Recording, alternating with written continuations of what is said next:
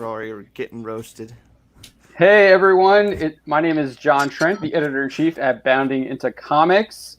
I am joined by my co-hosts Jorge Arenas, Philip Pratt, Donald Edmonds, Script Doctor, and Spencer Bakuli. Welcome to Bounding Live. How is everyone doing today? Splendid. Thankful Doing not great. to be in Seattle. Are they still doing crazy stuff out there? Yeah. Oh, the Chaz that's already falling apart. Oh, there's like I saw there's some kind of like safe zone or something, and then they're Yeah, like Antifa took over the city. Oh, Nice. wow. Okay. Time for the utopia. We've got we were promised. We've got quite a few folks in the chat. Let's say hey to them. I see Mark Lasurth is back again this week. Thank you for joining us, Mark. I'm going to pronounce this guy's name wrong. Lopter? Is that how Lopter? Demon King of Inferno is with us. Thank you for joining us. Nano Reaper, thank you for joining us. Who else is here? Toxic Manflu. Toxic Manflu is joining us at the beginning of the stream. Usually he comes in towards the end. Thanks for joining us, Toxic Manflu. Yahtzee Istaphobe. I think that might be a new one. Thank you for joining us, Yahtzee. Am I missing anyone here? I'm scrolling. John Willis, how's it going? Thank you for joining us. Chris Neville, how's it going? Thank you for joining us. Man, we got a lot of folks in the chat, man. This is going to be a good stream. I'm excited. Toxic is saying he finally got a notification. Yeah, well, they do that to us. I still haven't gotten a notification for this stream yet. Yeah. None whatsoever. But thank you all for joining us. We have a big stream tonight. We're going to be talking the cancellation of the Arrowverse. We can only hope. That means they read my letters. So Adrian Barrera, first time watching. Thank you for joining us, Adrian. Hopefully we will convert you into a regular viewer, and we appreciate you for joining us. But we're also going to be talking about CBR's call to get Marvel to stop selling Punisher merchandise. That's very relevant in what's happening in the world today. Yeah, good luck. What else do we have on the table? I think Don is going to talk a little bit about the latest MCU rumors. We've got a Hercules rumor to discuss. I think there might be some more. I think some Nova stuff, maybe. Maybe we'll get into that. And then we're going to talk some more Last of Us Part 2. With I guess there's 2 weeks before that game is released. So Naughty Dog. 2 days until the review embargo is up, and we get to see the flood of 10 out of 10 greatest masterpiece of all time. Oh yeah. So we'll get to see a lot of that, but then obviously it's just like a movie almost now. I mean, video games are bigger than Hollywood, so you kind of expect it. But they're doing the press rounds right before the film, so Neil Druckmann is talking to everyone who will hear him, and he's talking about the game. And he has some comments about what inspired him to create the story. And I think he kind of confirmed the leaks too, which was interesting. Seems like it. It seems like he confirmed them. So we'll get into that too. But first, we like to start off talking about what we're enjoying. We've been doing this, I guess, 2-3 weeks now, where we start every show off with talking about either a movie, TV show, comic book, video game, something that we're like really enjoying, really spending a lot of time digging into. It doesn't have to be anything new. It can be old stuff. So that's kind of where we start every show. So we're going to be doing that. We'll start with Jorge the Prayer Otter. Yes, I am praying for the demise of the Arrowverse. It's been coming for years. I've lit countless candles and prayed to countless gods. But what have I been doing this week, everyone? I've been watching The Twilight Zone, some classic episodes. Rod Sterling is someone, if you're interested in, learning about writing at all, in my opinion, he is a great person to kind of look at and see how he does stuff. just because he takes sci-fi and shows you that you don't need a lot of spectacle, lens flare, and other fluff to make good deep sci-fi that is fun and watchable. I am reading also right now a couple short stories. I can't really get off the top of my head because they're kind of forgettable. I found them on Amazon and I regret it. But I refinished Starship Troopers again. Awesome book. Nice. Yeah. It's not like the movie at all. Nope. I'd leave it at that. It's a lot I did just more. rewatch the movie. I like the movie. It's one of those where if the movie and the books were considered completely different entities, they would stand alone, well on their own, right? I recommend the books for anyone who wants to really get into some good sci-fi. So I just finished. I'm thinking about. I'm about 75% through the book again. This is like my third or fourth time reading it, but it's well worth it. All right, yeah, I love me some good old school Twilight Zone. I will have John Willis is asking if the book is on Audible. Is there an audiobook? I believe so. If you look at Amazon, I'm looking at Amazon right now. Let me take a look. Excuse me, I'm on DSL. Yes, it's on Audible. Look up Robert A. Helian. I'm probably pronouncing his name incorrectly because I suck. But it's well worth it, guys. It's basically sci-fi, intro to political science, all wrapped in there. And there's some bugs and skinny guys in there that look weird too. All right, so definitely check out Starship Troopers, some Twilight Zone. Not Twilight the movies. Stay away from that. You don't want to sparkle. All right, let's go. Those are Jorge's picks. We're going to go on to Phil. He's been watching the 4400. Are you still watching 4400? I'm still watching it. I actually got distracted by another show that I kind of saw when it first premiered. I didn't watch it, but I noticed it, but I never got around to watching it. And all of a sudden, it's got 4 seasons in it. So it's called Queen of the South. It's on the USA. Not sure you guys have ever seen it. About the Mexican drug cartels and going into. I think I've heard of it. I haven't checked it out. It's actually pretty good. Is it about like the Mexican woman who kind of takes over the cartels? Yeah, that's what. That's based on a real person, right? Yeah, it's actually really good, very well written. So I'm enjoying that right now. I'm almost done with season 1. Other than that, yeah, I'm still watching the 4400. It's such a really good show, and I think I'm going to write an article, investigating why it is so similar to the Travelers. So yeah, I'm pretty sure it has something to do with the writers' room and the producers, or one of the two. I think they share a lot of both, and some of it leaked over to into the other property. So yeah, I actually, since you've been recommending 4400, I did start watching the first season on Netflix yesterday. I think I watched like the first 2 episodes, and I was like, oh, got to get into this. The guy basically wrecks that dude's skull. Yeah, it's like, holy crap. It starts off one way, it starts off like, oh, this is about aliens, and it turns into something else as it goes. So it's really good. Okay, yeah. So I'm checking it out. Alrighty. So Don, how far have you gotten in Dune? I have gotten to, I think, 2nd chapter, but I got distracted and decided to start reading this little bad boy. What does that say? It's Neuromancer. Okay. Oh, nice choice. Holy crap. So, a little bit of sci-fi. So you went from one dense sci-fi novel to another dense but fun sci-fi novel. Yes. I forgot going back to, I am reading a couple books right now. I ordered on Amazon some pocket Star Trek books. I haven't, I guess it's called B canon, where it's not canon, but it's based on what happened after the show's ended. So I already read 2 of the Deep Space Nine novels, and I think there's like 8,000 more. So I think I'm going to avoid the Kobayashi Maru book. It's terrible. Okay, I will do that. But the last 2 for the most part, the books are good. But the last 2 I read were pretty good. I gotta remember the names of them, but they took place right after the show ended.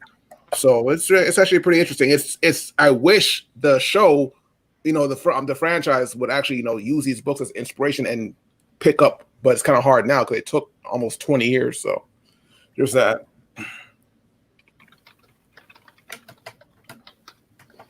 All right, so tell us a little bit more about the Neuromancer, Don. Neuromancer. Well, as Deviant Porg says, yeah, it's looking like a little bit of Matrix. Okay. At least when he's 80% of it. diving into the net, I guess, or the web, whatever they call it in there.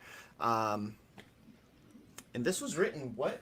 I forget what year it was written.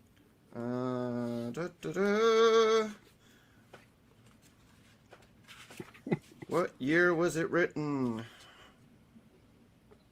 I believe late 84. 84? It came out 84, yeah. So yeah, it's delving. It looks like it's delving into stuff that we were way behind in terms of like what we thought about the web and the net and getting into that kind of stuff. So yeah. Cool. That's all right. Is there an Audible for that? Audible. Yeah, an audiobook. I look at you strange, like you don't read. I mean, I do read. We need it hardlined into our brain. I'm asking for the chat here. They asked about the audiobook for Starship Well, Troopers? generally, if you get it, Starship Troopers, if you get it in Amazon, they have the audio books that you can purchase from their audio company too, which is Audible. So it's there. Yeah, Audible. So it's there. Yeah, I agree. Physical media. John's going old school. All right, Script Doctor. Mess with it. So I managed to get a hold of the entire collection of Batman Legends of the Dark Knight. So I got about 100 physical issues and a little more than 50 digital ones. Let me just double check because there's a lot of these. Yeah, because there's like I got 120. I got to 125 physical, and the rest up to 214 are digital. A nice little fob drive. And I've been rereading those. So I just finished the first 5-parter by Denny O'Neil, and now I'm on the Grant Morrison one, Gothic, which is it's pretty cool so far. And I don't know if you can get those comic books on Audible. I don't think they'll be that effective. No. And then I've also been reading lots of Bounding into Comics this last week, and just been searching for some old television shows. I got a Blu-ray of The Shield, so I want to be checking that out again. It's been a while since I've seen that. And that's what I've been reading so far. Yeah, I know. I was watching Heelverse Babyface and Gary's packing and boarding stream, and Az's recommendation, if you were going to get into Batman, was Legends of the Dark Knight. Yeah, they're great isolated stories. Two of my favorite ones are way down the line. The first one is Prey by David Menck, and then he does a sequel to that called Terror. So they're both Hugo Strange stories. They both take place in early Batman's career. I can't remember the artist, but aside from his lips, which are the worst thing I've ever seen animated in a comic book, the rest of his stuff is really, really good. So I can't wait to kind of reread those again, but I'm reading them in order this time. Yeah, Cavill's lips in Justice League wasn't too good. That can be considered. Hey, he was exceedingly handsome, JoJo style, in that movie. Hey, no hate on him. He's a feather. He's an awesome dude. Just that lip was weird. Are you talking about his mustache? When they removed it, yeah. Yeah. Okay. Yeah. He looked like he wanted to redid drag the you in his teeth van. too. That's the weird part. They redid the upper lip, the actual lip, and then the teeth. That's when you went too far. Hopefully that entire scene will be removed. God, yes. On HBO Max. All right, Spencer. Yeah. So this week, if anybody follows me on Twitter, you'll know that I finally wrapped up Final Fantasy VII Remake. So I finished that, and I've been going back through hard mode just to round it out, get 100%, because I can never get enough Final Fantasy VII. And aside from that, I also loaded up Metal Gear Rising Revengeance for the first time in years this week, and it is just nice to have a solid, fun, fast. Are you golfing in Metal Gear Revengeance? Yep, I loaded up the prequel to Last of Us 2. I wanted to play the entire series before it came out. That's awesome. And I know we've also been watching Mobile Fighter G Gundam. Yeah, G Gundam. So we just finished up episode 4 this past Friday, and we're going to be doing episode 5. We're going to, I don't have the title in front of me. We're going to go to Russia. So that's what I've been watching. As I mentioned earlier, I've also been watching a little bit of 4400. So that's kind of what I have been looking at as far as entertainment right now. Oh, I did watch the first episode of Stargirl as well. Oh yeah, I was that too. What's that? You both had to ask the question at the same time. Oh, how are you liking that? Because I've seen the first 4 episodes so far. I liked the first episode. I actually thought it was pretty solid. There was I thought the death moment was super cringy though. Yeah, definitely stuck out, eh? The dialogue was absolutely horrible there. Like it takes you out of the moment. Like you go from this like very serious battle, and then they try and get like comedic with him dying. It's like, this doesn't work. That was like my biggest issue with that episode. But I liked the first episode overall. I haven't continued with that yet though. Yeah, I liked the first episode a lot. I liked how they incorporated her gymnast background with the staff and everything, and yeah, it seemed pretty solid. I enjoyed the first episode. It was a good, solid. Luke Wilson carries the show, really. Like that's. Yeah, I will say that for sure right now. But I mean, that's probably why they brought him in, right? That's why he's the dad. Yeah, I mean, he's really good in the role. I've been digging his performance. Whenever they get to the kids, it kind of loses me a little, just because I mean, the teenagers are kind of written like teenagers, but some of the social structures I don't buy. The latest episode they have, I won't spoil it for you, John, but I would recommend checking it out because it is a bit more responsible with the subject matter than a show like Titans or any of the CW stuff would be. So yeah, if you can make it to 4 episodes, I think you'll dig what's going on. It's definitely better than Titans. Did she say frick the Justice Society? That's what I'm waiting. No. Wait a minute. No, she's Better actually than Titans. She's actually inspired by. She seems to be inspired by the Justice Society of America. Like she's curious about them. Yeah, I caught on Twitter. One of the producers put up a bunch of artwork they have apparently hanging in the show of like Alex Ross style art of the heroes of like the Justice Society. So it looks, like they're honoring it. Like it's really cool. Yeah, I mean, they seem to. I mean, they're not shying away from the types of costumes. That's for sure. Yeah, and Luke Wilson's character was part of the Justice Society of America, and he's the role model, mentor type character right now. At least that's what it seems like in the first episode. That's what he's going to be. But yeah, I think I like the first episode. It's probably. I mean, there isn't really a lot of new superhero stuff happening right now because of the virus, but yeah, I enjoyed it. It's obviously you can watch it on DC Universe or it's on CW. Superhero stuff happening because of the racism. Well, we're gonna go jump right into this. So yeah, that's a great segue right there, Spencer. Just headstrong right into it. So the Arrowverse is getting canceled. And by that we mean there have been multiple campaigns by a segment of fans trying to cancel a number of the Arrowverse actors, past and present, and these kind of gained steam after the CW did fire Hartley Sawyer for a number of tweets he made between 2011 and 2014 that a former Disney Channel actress had posted to her Twitter account in the wake of everything that's happening with Hollywood reacting to all of the protests after the death of George Floyd. So I guess we just kind of want to get right into the Hartley Sawyer one first. Yeah, it's ridiculous. Yeah, I saw about 10, ridiculous. There's like 10 or 15 tweets. Most of them were very obvious jokes. Like he would put LOL at the end. Yeah, right. There was a couple that were like, whoa, and you kind of need context. Like if you don't have any context, you don't really know what's going on. But in the context of all the other tweets, like you could tell that it seemed like it was a joke.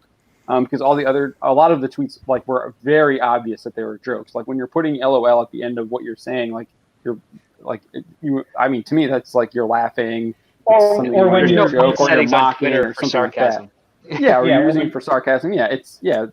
So, but there was one where he was talking about like cutting people, which was just like, whoa. Well, I thought he was Puerto Rican when he said that. I was like, oh, my brother. He's culturally appropriating my people by saying that. Oh my God. And now our stream is ghosted. Thank you, Jorge. You're very welcome, everyone. No, And we're gone. It's more than just ridiculous. It's obvious that they were jokes. It seemed that he was kind of like the test dummy for all of this. They wanted to find somebody to kind of, get in there and try to cancel out. And now that they succeeded, they're knocking people out one by one in the Arrowverse, which I find ironic because I figured that the shows would be canceled before the actors, just based off the quality of the CW. Well, I mean, I will say that, like, I know we liked. I know there was definitely criticisms for the CW shows, valid criticisms for them, but they do seem to get decent ratings for the CW. I mean, they're all still, as far as I think maybe Black Lightning might be the lowest viewed one, but all of them still have over like half a million. Is it lower than Batwoman? No. Batwoman was like one of their strongest shows for the CW. Yeah. But it was still like worse than Flash, and I think worse than Arrow as well. I think it was like number 4. But still, it beat Supergirl a little, right? Yeah, it beat Supergirl, but for the CW, it's still a strong show. But even though like the ratings, like their viewership dropped by over like 1 million it was like 1.2 million total. They lost 1.2 million total viewers from the premiere to the finale, because I think it premiered at like 1.8, and then at the end it was like 600,000 or something like that. It plummeted. But you know what? But that's still like really good for the CW. They don't cancel shows until they're below like around 300,000 or so. Well, they don't cancel shows unless only Fiji's watching it, right? But it just sucks that these people, people are digging up these old social media posts. And I don't think they were dug up. I think someone kept these things for like. You think so? Because I think the guy deleted his Twitter account, or at least most of his Twitter, years ago. Oh wow! Dang. That is some somebody still had stuff. Twitter. Somebody sent him a letter. He didn't pay up, and he's at the internet. Wow, that's crazy.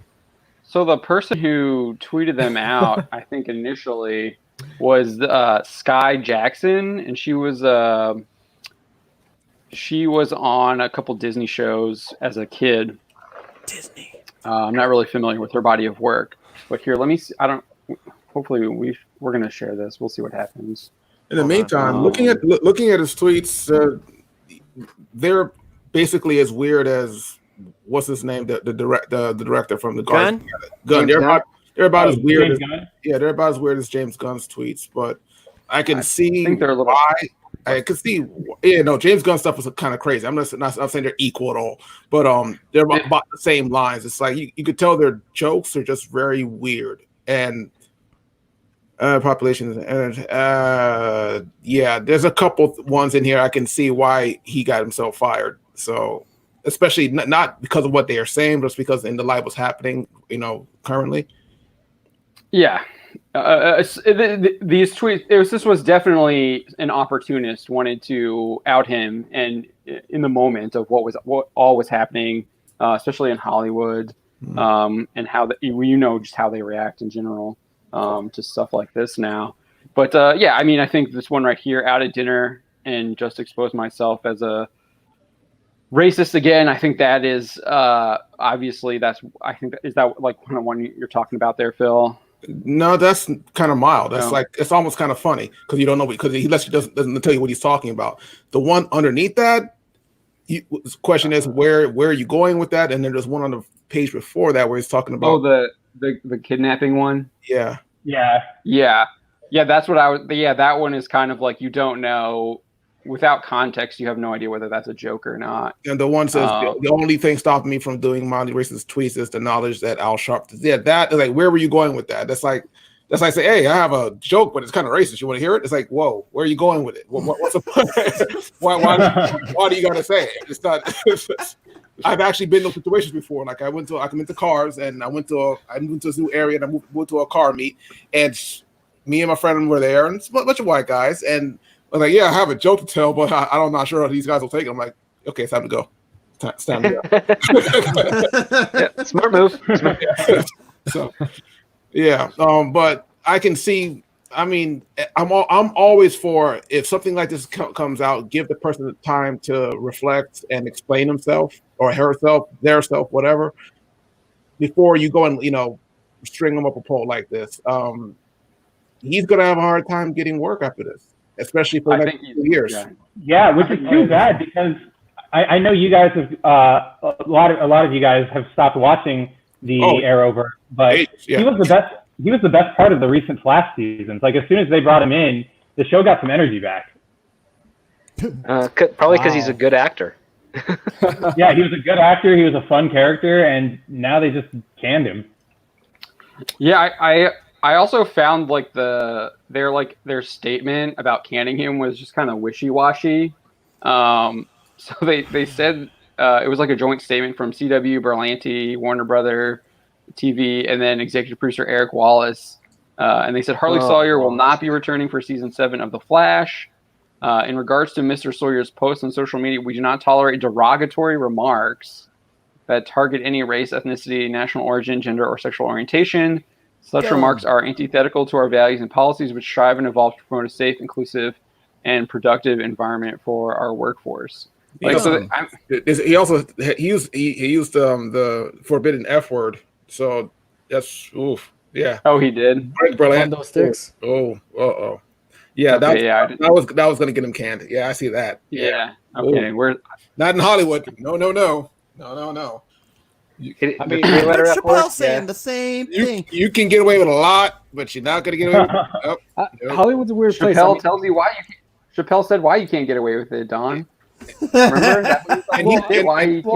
Chappelle's in a place where he can say it. Even if he did say it, nothing's going to happen to him. He's at the level where he can say what he's saying and make you understand what he's saying without you going, and canceling him. I mean, you can try to cancel him. It's not going to work. Go ahead. Yeah, Phil's. He started out his show like that. Be canceled right now. Anyway, right? But he has that whole skit where he talks to the Comedy Central the executive producer. Yeah. Why can't they do that? Yeah, exactly. It's easier to do that for him because it's obvious that it's a joke, right? Here, it's a tweet. The context really doesn't, pass through as a skit would do, And I find it really weird because I bet if Howley, pulled a Polanski, they would probably be writing a letter for him to, get better roles. I mean, this guy, you have to know what you're doing. He needs Hollywood to back him up to get work. Chappelle is basically a contractor. He does not need Hollywood to make money. That's right. Well, not only that, but he's got a very, very big fan base. Exactly. That get him. Already built up a following. So I mean, he's uncancelable. I mean, he would have to go to actual jail to stop making money. And I think his name will still be making money while he's in jail. He'd be writing books. I mean, he doesn't need roles in TV and whatnot. He'll just go back on tour and make a killing. Exactly. He has other streams. This Howie, unfortunately, no, he doesn't. Or whatever his name, Hartley, whatever. Yeah, Hartley. Hartley. Well, he's going to be teaching acting classes to a very small crowd somewhere in California. Oh gosh. Oh boy. He should have just stuck with doing bad stuff in real life instead of on Twitter. That's what's acceptable in that industry. Dude, Ezra Miller choking somebody. Remember, it's better to assault a woman in 2020 than it is to have made really poorly executed jokes in 2011. Well, I think it helps Miller that he liked wearing a dress for a photo shoot and does stuff like that. And he identifies as something else. Listen, if Hartley came out and said, "Hey, I'm this type of gender group identity," maybe there he might be able to salvage something. Oh, But yeah. people might call him on BS So, for so it. what we're saying is that he needs to pull a Kevin Spacey and say, "I'm coming out. Yeah. I'm this. I'm that. I believe I'm a flying helicopter. I prefer tanks." You mean I you have really to make am a video elongated of a man. character as elongated man threatening everyone? Yes, and feeling them up. That's what he should be doing. And I mean, if I ever wanted to be an actor, I'd have to keep my perversion off the internet and keep it on at the personal level of my coworkers, because again, that's how you get work over there. So we also had CW issued that joint statement, and then I guess Eric Wallace is the showrunner, and he issued his own statement on Twitter, and it read, "This morning, many of you learned that Hartley Sawyer will not be returning, for season 7 of The Flash. Concerning his social media tweets, they broke my heart and made me mad as hell, and they're indicative of the larger problem in our country. Because at present, our country still accepts and protects the continual harassment, unconscious or otherwise, terrorizing and brutalizing of black and brown people, which is far too often fatal. That's why our country is standing up once again and shouting enough and taking to the streets to bring active change. I too am committed to bringing permanent change to the work environment here on The Flash. Yes, this is a family show, but it's for all families that includes black and brown ones. In order to facilitate this, I will continue to find black and brown writers, directors, actors, and producers of all genders to help tell Flash stories. Their stories are part of the American narrative, too, and must be heard. And the more you hear and see us, the more you will begin to recognize one simple fact: we're human beings, too. To those who still aren't sure why so many Americans have... Do you want to say something, Script? Yeah, I'm sorry to interrupt, but Eric Wallace wrote this letter, and I was saying in the chat earlier, this was the best thing he's written since being showrunner of The Flash, because he never gets this this clairvoyant, or at least specific with regards to what he's trying to do and in the show at all. So it's really sad that he can write well for a letter about firing a person, but when it comes to a superhero show, he can't do shit. Well, Script Doctor, a black or brown writer wrote this for him. That's why. He is a black writer. Oh, okay. Was he involved? He's a really good black. I mean, he's a really good writer. I don't care that he's black, but he's a really good writer. But he's just phoning it in on The Flash. But on this letter, he at least connected it to it. Flash. I thought he was involved with that Dante foolishness with Arrow.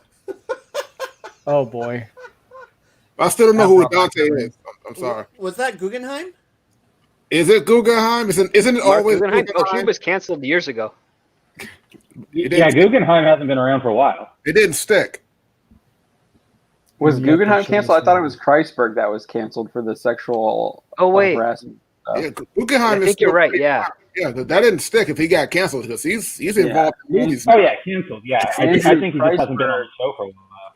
Andrew Kreisberg was the showrunner who was canned for sexual harassment or whatever. Yeah, Yeah, but he's got a permanent producer credit on almost every CW Arrowverse related show. Yeah. Yeah. All right. So Wallace continued, to those who still aren't sure why so many Americans have taken to the streets to make their voices known, I ask you to consider this. Every time a black or brown life is harassed, harmed, or murdered, as in the case of George Floyd, Ahmaud Arbery, Breonna Taylor, and too many others, our entire country fractures and moves further and further away from any moral authority we often claim to have in the world. He concluded, murder is not democracy. Systemic and institutional white privilege is not equality. Suppressing the free press with violence is not liberty. The only way for you to be free is for all of us to be free. Black lives matter. I got a dumb question. I got a really dumb question. How did he make that connection? I don't get it. That's where I was going. It's like I listen. I'm all for people, trying to educate themselves and grow.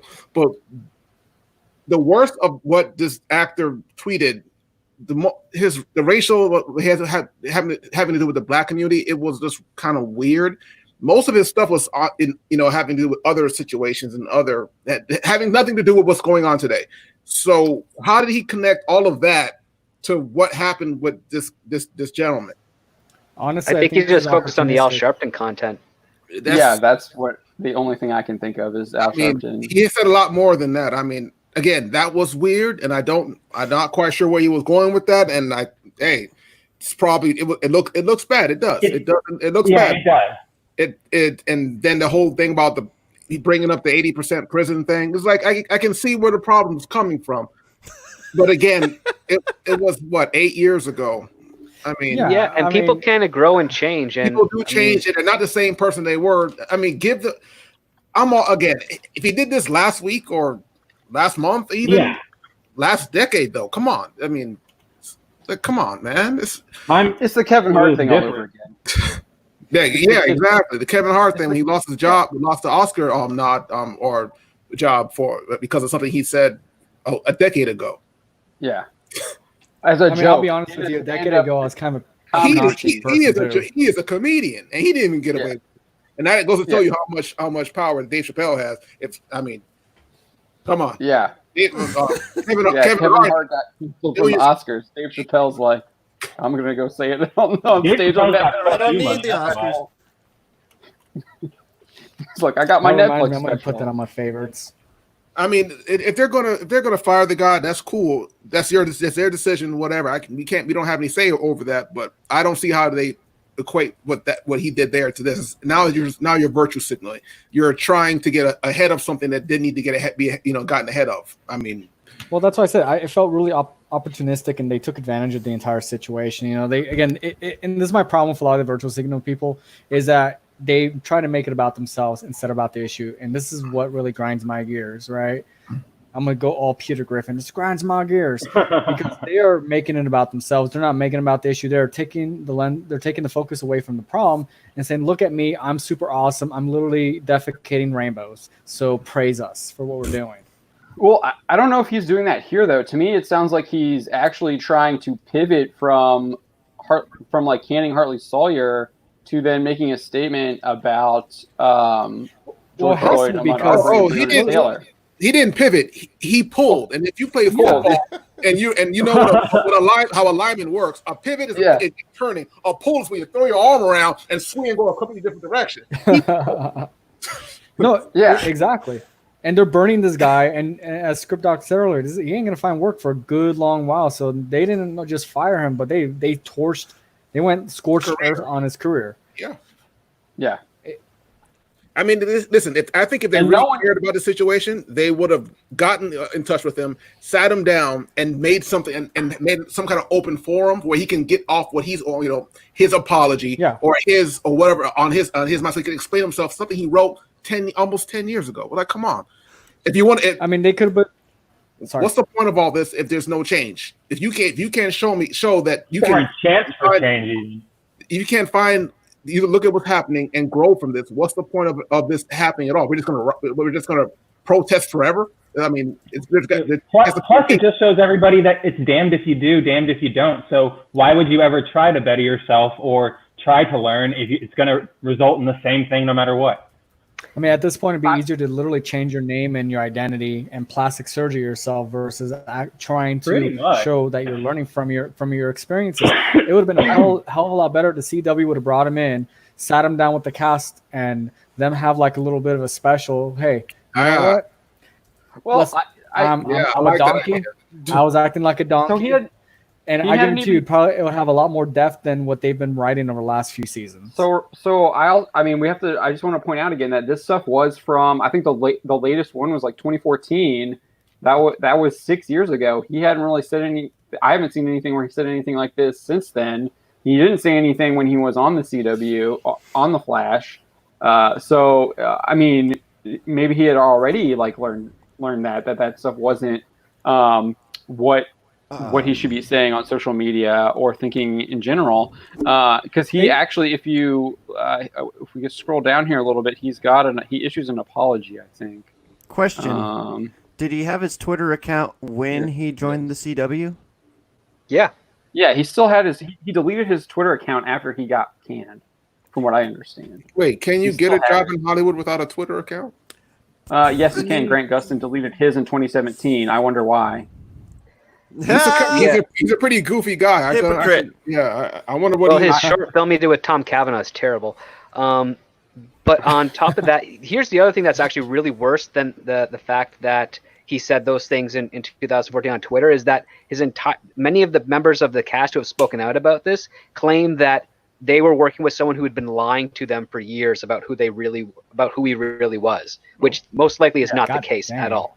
Oh, so If anything, he's a guy that's grown out of that, and he was being genuine and honest, creating friendships with his cast and crew. But because of this little spout of his past, they think, oh no, that's who he really is. Oh my and gosh. so everything he's doing is just a performance, and this just goes to show how arrested in development wise these actors on the CW are, because they realize, oh yeah, how I was 30 years ago is exactly who I am now.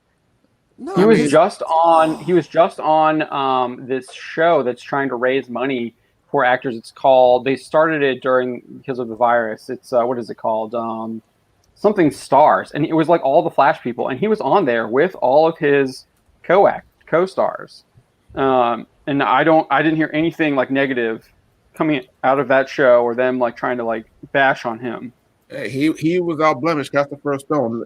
Exactly, because at that point, as far as they knew, he was like one of them. But because of this, it's like, nope, he was wolf in sheep's clothing now. I don't like this whole purity. You have to be perfect. Candace, whatever, Payton, is that her name?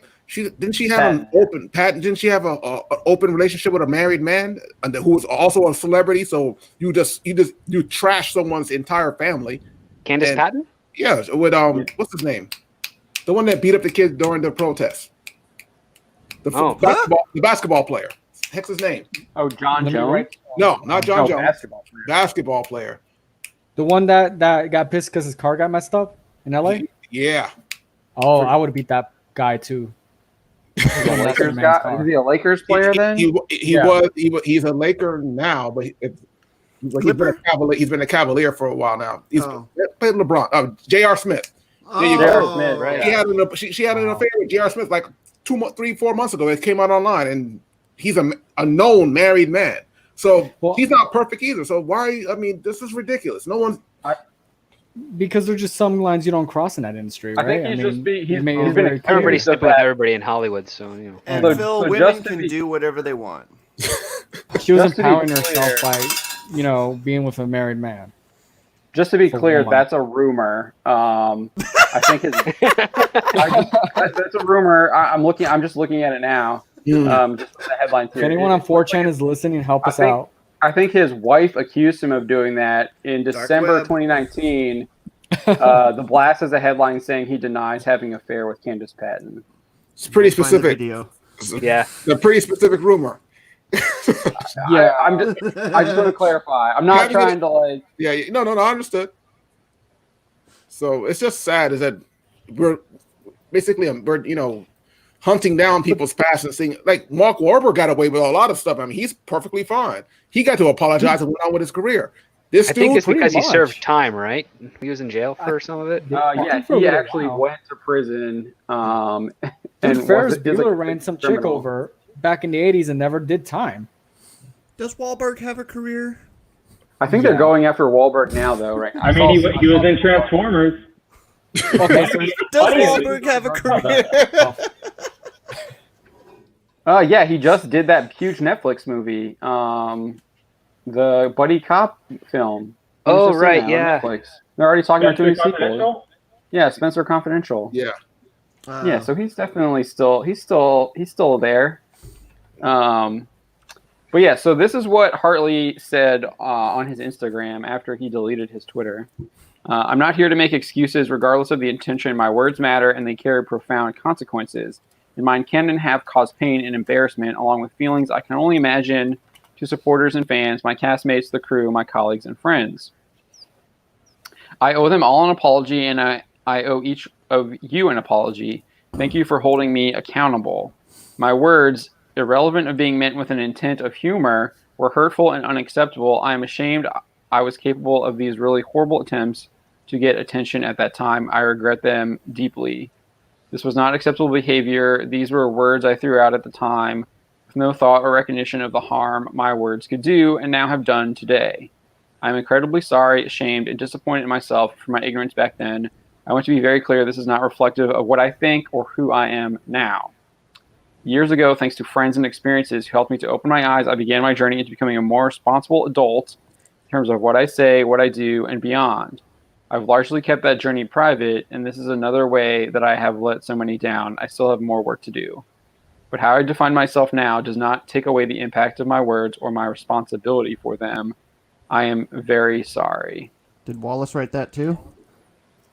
No. This just gets That's to a the hell point of that a frustration. Oh boy. I think this just gets. I think we talked about this before. Is that there's a lack of forgiveness now. Like the whole idea People of care more for redemption. redemption for prisoners than giving the regular person a chance to say I'm sorry on Twitter, and it's weird, honestly. Yeah. We live in the grudge age. You get a grudge, you keep that grudge, and you don't let go of that. This is not a weird woman crawling Define out of the well. yourself by your grudges. Yeah. Nobody? So just for a little bit of humor here, Toxic Manflu in the chat, it says, I know you guys are being serious, but I need Bounty in the comics to apologize for being a Boston Bruins fan. I am not a Boston Bruins fan, so there's nothing to apologize for. Yeah, aren't you a Caps fan? Yeah, I haven't watched the Capitals Stanley Cup champions hat on, so I won't be apologizing for being a Boston fan. Not one. That's even worse. Yeah, I think Toxic Manflu, I think, is the Blackhawks fan, if I remember correctly. But yeah, no, I won't be apologizing for that. Wow. Sorry for that little bit of levity. It caught my eye there. It's No, it's all yellow. It's that yellow profile pic he's got. What do you mean by yellow, John? Triggered. That's the color of the Boston Bruins. So that's Hartley's apology. So he does say that he's like already been growing as an adult and like learning from his mistakes when he was younger.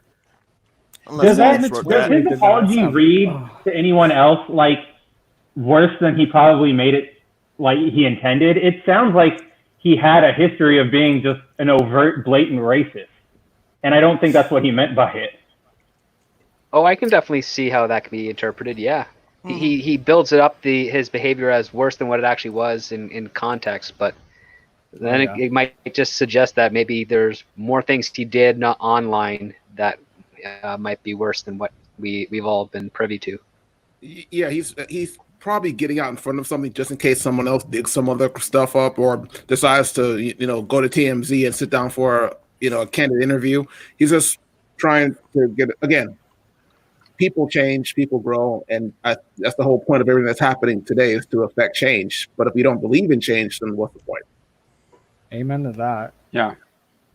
I mean, they think that everyone's should be stuck in that one phase in their life, and they're predestined, right? For a bunch of people who make fun of that type of theology, they are the worst type of Calvinists ever. I mean, aren't they always trying to like school us on something? And so we're not allowed to learn if this is tied to like listen to them. Most of the time, I won't, but sure. It's like, what's the point of it all? Someone brought up that the WB's policies are completely out of whack. Because James Gunn, after he made all those tweets and whatnot and apologized for them, immediately got picked up by the WB to write their rebooted Suicide Squad. Well, Yep, Loki made a lot of money from Guardians of the Galaxies. Yeah. Yeah, that's all that matters. Yep. Money. All that matters They hired James Gunn, but they fired this guy for doing basically the same thing, and I don't think makes the CW much money, and the CW isn't really profitable. You're right. Locally, they're profitable through their international sales. So shorter whether leash. he's on or not, doesn't matter. Shorter leash. Right, and I think that just gets back to the point that the whole their whole statement about him being fired is just it's pointless because they actually don't believe what they're saying because they do have someone like James Gunn still working for them after all the stuff that he tweeted. And they actually went out and hired him after all his tweets were brought back up. So I don't know. I think that's a good point to bring up, Don. I think that's just shows that these corporations don't actually care about anything that they're actually just pawns in their game, man. Yeah. They don't care at all. He's harming people by his his flawed nature. So I do want to bring this up. So at the end of May, before all this stuff was brought up, before all these tweets were shared, to social media. Sawyer had shared an image to his Instagram where he wrote, "I am white. I have white privilege. For too long, I have not used my platform to advocate for POC. I apologize to all my brothers and sisters." And then he quoted Nina Turner, "The burden cannot just be on the backs of Black people to deal with it." Can I say something real quick? As Yeah. a person of color, I don't really like being called a person of color. It's too Thank you. It's too close to color. It's too close to colored, and I have a problem with that. It's just a rearrangement of colored person. I really don't like being called a colored. You know, that's a preference. You call me Black, call me African American, even though I'm Jamaican. I was literally about to ask you guys, how do you feel, like you and Jorge, how do you guys feel about that term? I'm glad everybody else hates it. I mean, I hate it too because it kind of puts the whole human race into two categories. One that is the quote people of color, and the ones that aren't, which I'm assuming would be white.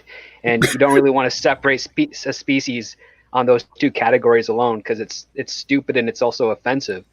And if you've noticed, they've actually, a new term that's being thrown around is BIPOC for Black and Indigenous people of color. So now they're just dividing it even further. Oh, we're not doing alphabet stuff. Not doing that. No. See, that's intersectionality at its worst. Not doing alphabet stuff. BIPOC? Is that what it is? BIPOC. BI. Okay. Yeah. For an example, you can just check out all of our friend Nicholas Masick's tweets at us from a couple weeks back. He used it very, very liberally. I'm not gonna be a bitch. He's a white guy, isn't he? Or he looked white in his photos, at least. He's Black, I think. I think he said he was Black. Oh, he is? Okay. Or is he like Rachel Dolezal, identifies as Black but isn't? That's funny. You ever seen that documentary? It was so sad. It really is. Yeah. So yeah, he said that too. All right. Everything kind of what is the word? Snowballed after this. So then we kind of reported on it out of order. That's my fault because that's just kind of how I saw it. But after this, they went after Amell. Oh, Stephen Amell, yeah. We reported on the Panabaker. Arrow himself. We reported on the Panabaker story first, and then the Amell. But I think chronologically, they went after Amell and then Panabaker. Well, people have been after Danielle for years, though. Yeah, she's cute. Right, but they're also like they're going. They like I feel like they were like ramped up. Yeah. Oh, there's a new launch against her. Yeah. What did she do in the past? One, I think. Well, hold on. Let's do Amell first, and then we'll get to Panabaker. Because you're gonna just laugh when we get to Panabaker. It's such a joke. So he's failed. To see that. It's more than just Panabaker, by the way.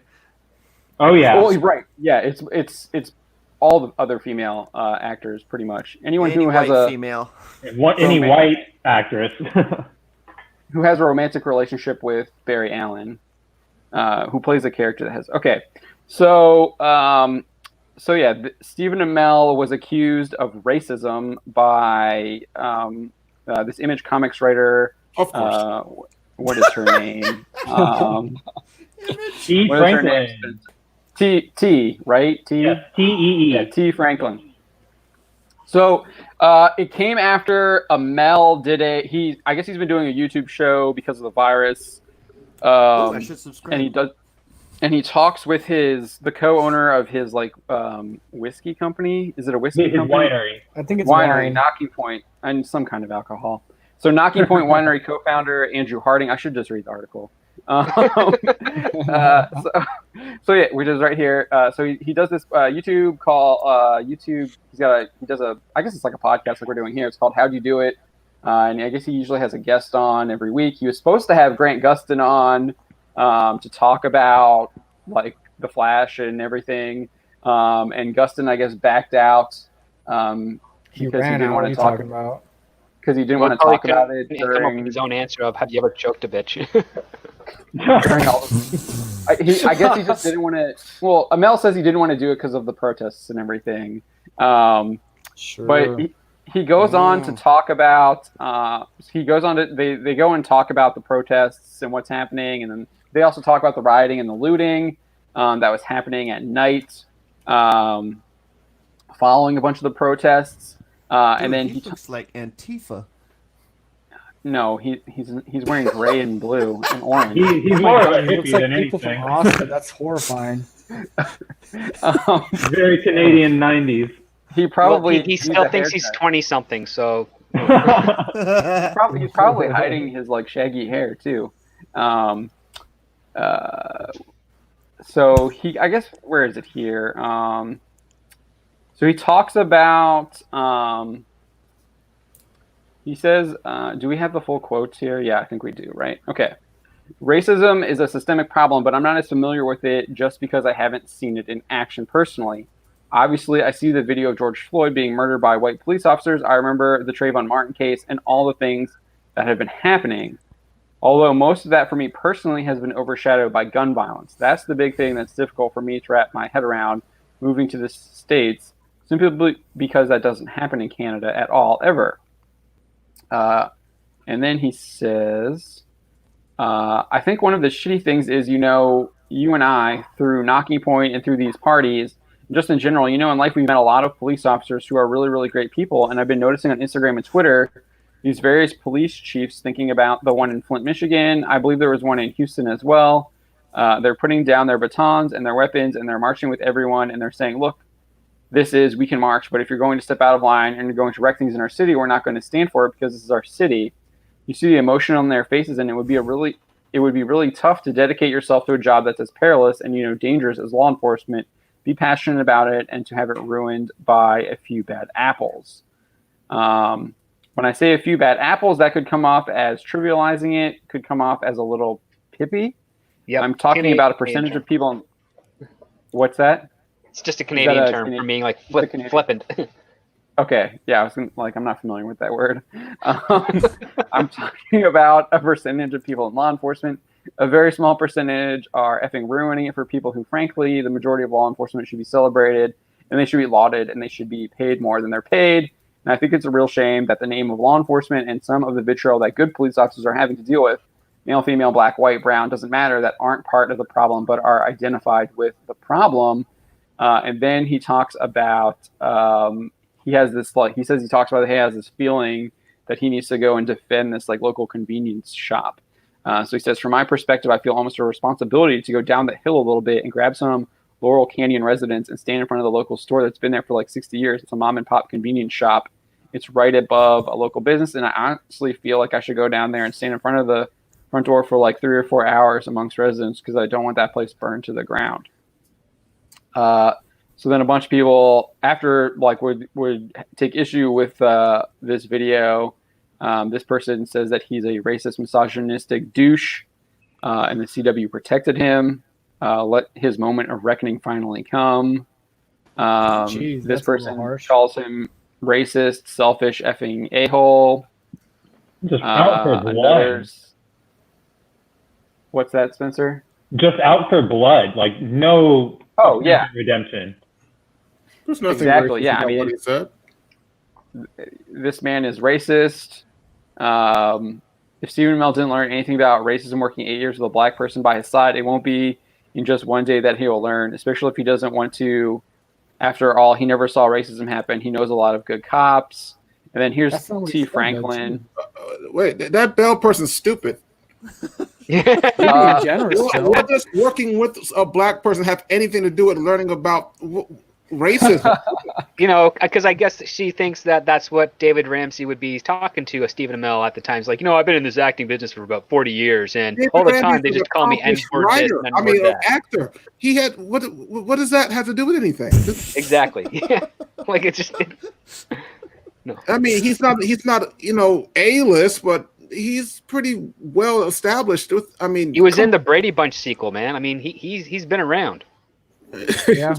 Really? I mean, Yeah, he's done other TV projects and whatnot. Oh, It's he's just done like, tons of stuff. yeah. I He's the mean, largest list of good and he's work. also an accomplished martial artist. I didn't know that for a while, but it makes sense what he does. Look at the size of his arms, man. So, They're like both my I legs think put together. Wing Chun, I think it is. He did Wing Chun or the same thing or what Bruce Lee created. Forgot what it was called. Taekwondo, and Wing Chun. Oh, Yeah. Jack Kun Lee or something like that. He's an accomplished martial artist, but what does that have anything to do? How would Stephen Amell learn about racism by acting with a person that happens to be black? What? Because these people see people who are not white as one-dimensional creatures. That's As bad as saying I'm not racist. I have a black Yeah. friend. What the hell? Thank you. I am totally We'll get to that racist and I have black friends. We might get to that later. Natalie Portman's. I think what got him was the whole he knows some police officers and they're good people. Yeah. He didn't condemn all police officers. That's what was the nail Listen, in the head. during the protest, there was a situation where a cop got separated from his group, and a group of black men who were protesting shielded him from the mob. That's no different than what he's talking about. It's every cop isn't bad. It doesn't mean you need to burn down everything around you, but doesn't mean you need to lose focus on what's happening. I understand why what's happening, but what he's saying isn't wrong. I mean, he's not saying get the cops and let's put a barricade around the store. He said no, let's go down there and call some of the other citizens and my neighbors and stop and protect the store. There's nothing wrong with that. The next day you got to shop somewhere, and why not there? But again, I understand what the protest is about, but what he's saying doesn't conflict with what's going on. So yeah, if anything, he's against the looting, but not against the messaging of the protest. Right. So Exactly. He's talking about defending the store from looters who don't care at all about what the people protesting are saying. And what kills me, he's even recognizing the fact that he lacks experience. He's lacking experience in one aspect of what people are upset about, so he's not dismissing it. He's like, just because I haven't seen it doesn't mean it doesn't happen. He admitted that. Yeah. He's admitting that. He's being very honest. But that's not good enough, apparently. No, it's not. He's right, because oh he talks about that. He's talking about him being from Canada. He's talking about his experiences in Canada, and he's saying he's not familiar with United States justice system. Any one of not us. all that. The type of violence that you would see in the United States. I mean, the percentage is roughly the same in Canada, but because our population is 35 million compared to 350 million, obviously the frequency is incredibly low. So, I mean, again, like if you say like 1% of cops in the United States are bad out of 350 million, and then 1% of cops in Canada are bad out of 35 million, obviously that number is going to be smaller, but the percentage is still the same. Yep. And the frequency matters. And that's what you have to do. Like, even for myself, the weirdest thing about my life growing up, because I grew up in a very weird type of town, but when I was 11 years old, I had to have the speech about interacting with cops because my parents were like, listen, cops can be dicks and they can do horrible things to you, and they can do horrible things to friends that don't look like you. So this is how you have to treat them. It was like a weird talk. And then when I got to college and I started having friends from different backgrounds, ethnicities, and I was telling them this story, they're like, yeah, my parents told me that story too. It's like weird that a white guy would be telling. It's like, well, cops can be dicks to everybody, and that was the case, at least especially for me growing up. I had one of my best friends who's another white guy get billy clubbed by a cop just for walking his bike across the street. It just happens. It's not always an ethnic thing. Sometimes it's just an ass hat thing. It's almost as if being a donkey is universal across ethnicities. I don't know. I have a weird sociology theory, but jackasses tend to be all shapes and sizes and shades of color. I don't know. I'm going to write a book about it, guys. I'll let you know how that research goes, but that's just a personal theory. Very progressive. I do want to get back to what you were saying, Jorge. I do think a lot of this is coming from the fact that he's not condemning all cops, and he's saying there are a lot of good cops. OC Steve is we reported on this story last week, I think, maybe over the weekend. But he says there's a lot of good cops out there. OCC Steve says, just like Sam Witwer, aka Darth Maul voice actor, who also is on the CW in Supergirl. Voice actor being attacked on Twitter for defending his cop friend, only to give into the mob and apologize. And we have that on the website as well. And we saw that too, where he was talking about how he has a cop friend, and people were basically demanding that he tell his cop friend to quit the police force. And then And it's so stupid that they're literally taking a crap an entire profession like that. Yeah. Any one of us this week would attest to this, that any kind of reasoning that we try to insert into the world sphere of the world mind going on out here, we get attacked for it. Pretty much. Well, it's because they all live in social media and they never actually interacted with humanity. That's their I problem. mean, right? These Pete people in a Franklin bubble, straight out and they called never me a dealt with racist people. for writing this article, so. oh, she did. Oh my god. Pull that up, because Wow. I think that is relevant to this conversation for sure. So I think you should be able to And for share me, too. this if is you a might have it shared. personal issue because my wife's one father sec. was a police officer. She has a cousin that was a police chief, and my family's mostly military and police officers as well. And guess what? Not exactly the whitest person on the planet, right?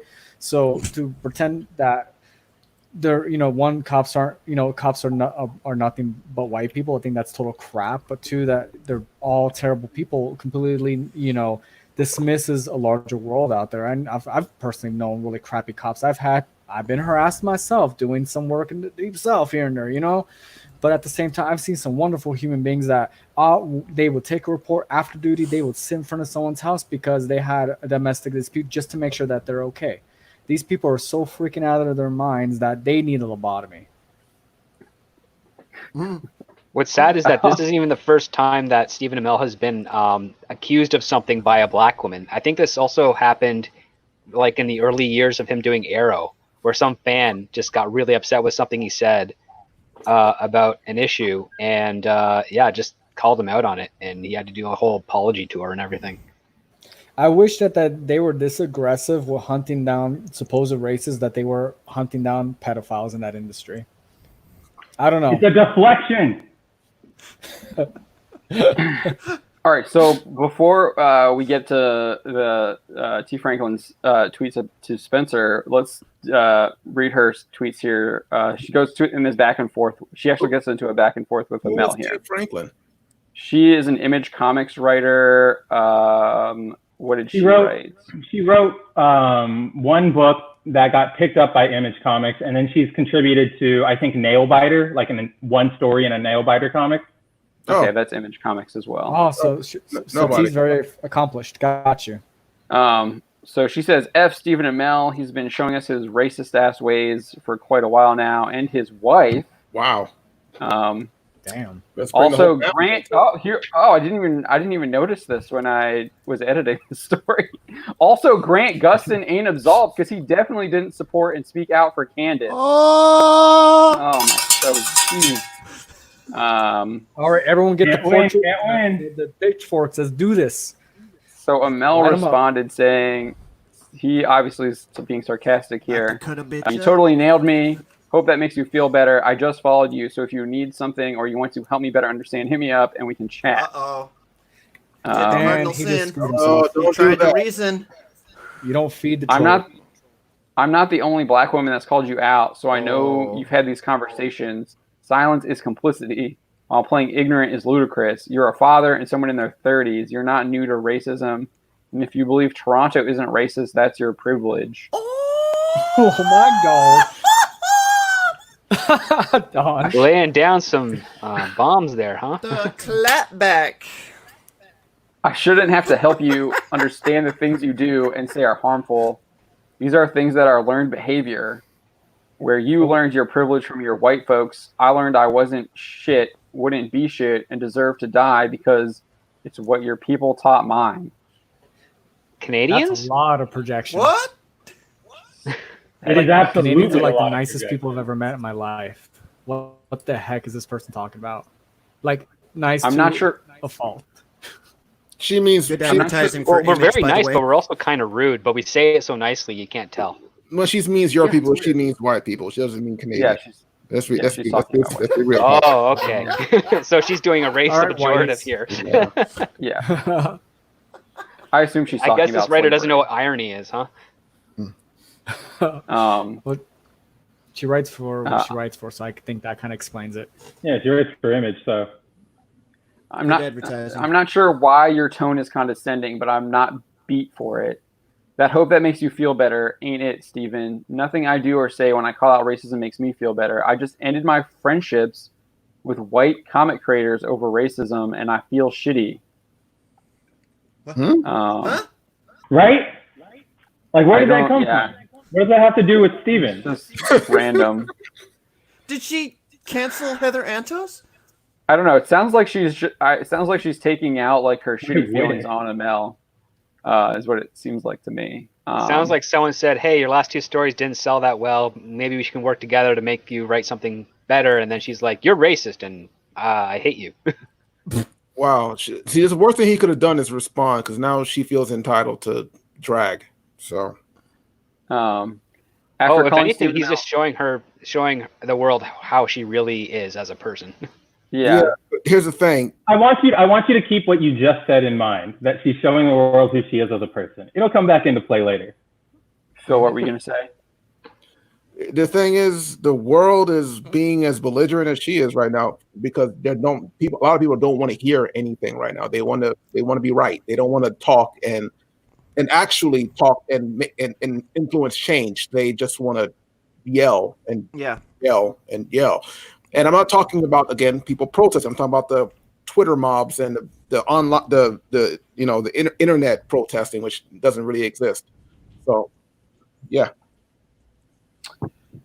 Okay. After calling Stephen Amell out, he wanted me to educate him via DM, not in public.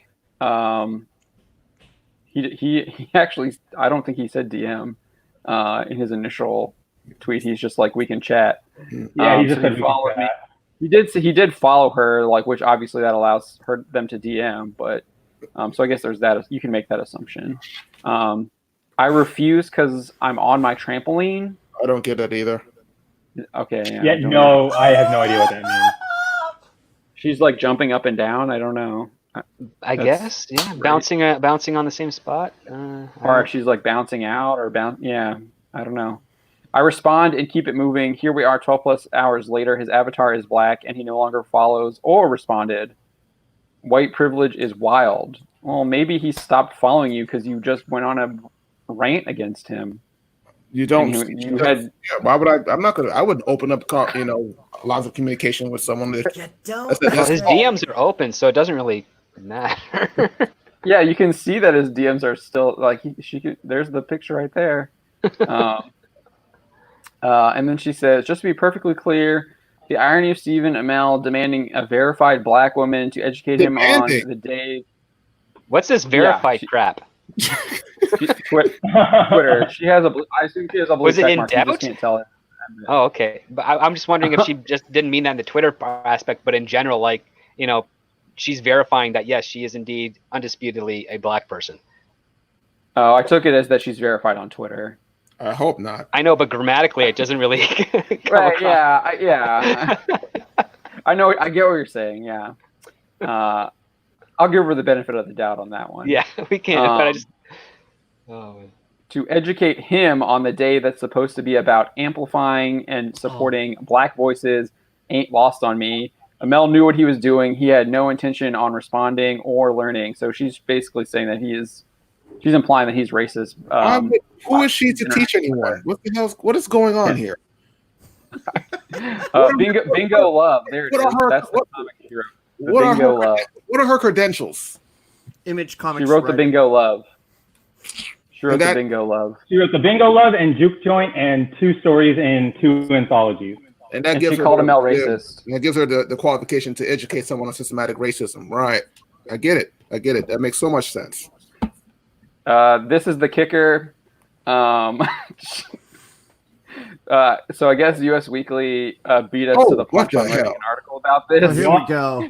He asks the writer, I guess her name is Erin Crabtree. Did you get paid for writing that article about me and Amell? Are you getting paid to write about my tweets? Oh, there highly she is. suggest There it is.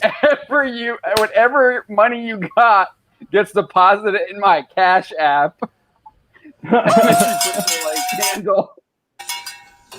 Oh, there it is. And then that's the tweet. She tweets the screenshot of the article from Us Magazine.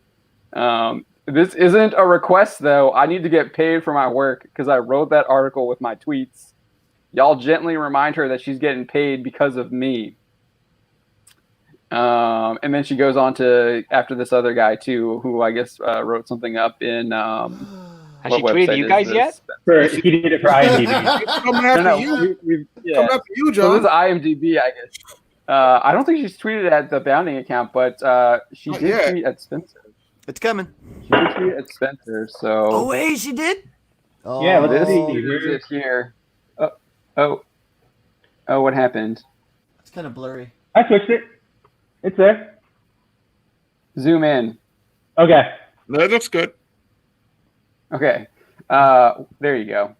Wow, I cannot believe how I was just painted with this Stephen Amell issue. I'm not going to link y'all because F him, but the audacity of Spencer Bakuli. Yeah. Way to paint me as the angry black woman for calling out racism, the microaggression and stereotyping in this post. And then she screenshots the article. Oh, holy crap. I won't lie, that hurt my feelings, and the fact that I know people in this industry and he won't stick up for me because it'll ruin their jobs hurts like a bitch. That explains why my mentions have been a disaster area. The fact that I was chosen out of every other black woman who said the same exact thing isn't lost on me, as it's been since 400 years. Lily White is always right. She was chosen because she's a creator. You headline it with the big name. What is the headline on the article? Let's see. Aerostar Stephen Amell accused of racism by fans, including Image Comics author T. Franklin. She has the blue check mark. That's why. Exactly. She has it. She was the biggest person. She was the biggest person making those accusations. The unlimited gall to think your whiteness and richness entitles you to this black woman teaching you about race, and to do it for free. So you didn't get paid for writing the article, and you're white. Yes, is what she's saying. Pretty much. And the best part about this was I only found out she tweeted this about me because last night I was looking through Bounding's mentions and mentions of the website on Twitter, and a lot of people were just calling her out saying, I'm so sorry you're going through this. I can't believe they wrote this about you. But she locked her Twitter account. There was no way for any of us to see what she was talking about. And she didn't unlock it until 2 hours before we jumped on stream.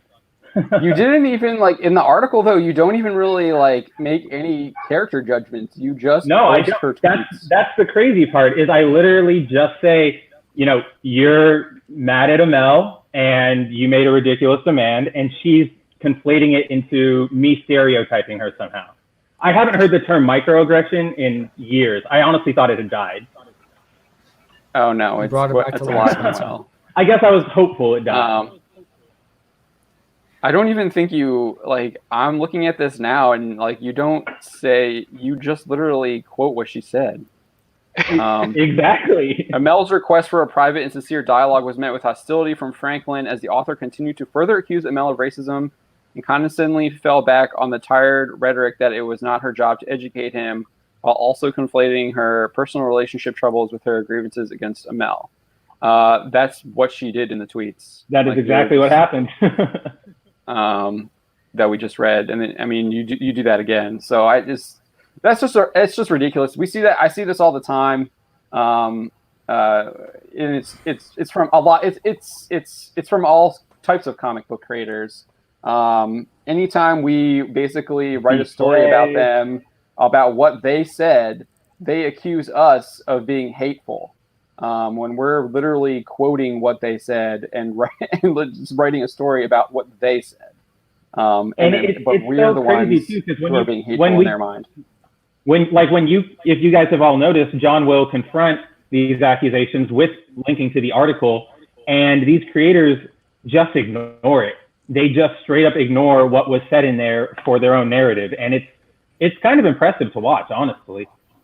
Yeah, I would say actually most of them they block us, or if I just respond with the article, they block us, or they just go away because the facts are there and they can't really dispute them, and they're getting into a fight that they can't win when it comes to that stuff. I mean, they can pick a fight, or another creator could pick a fight with you and tag you and then hide all of your replies to her.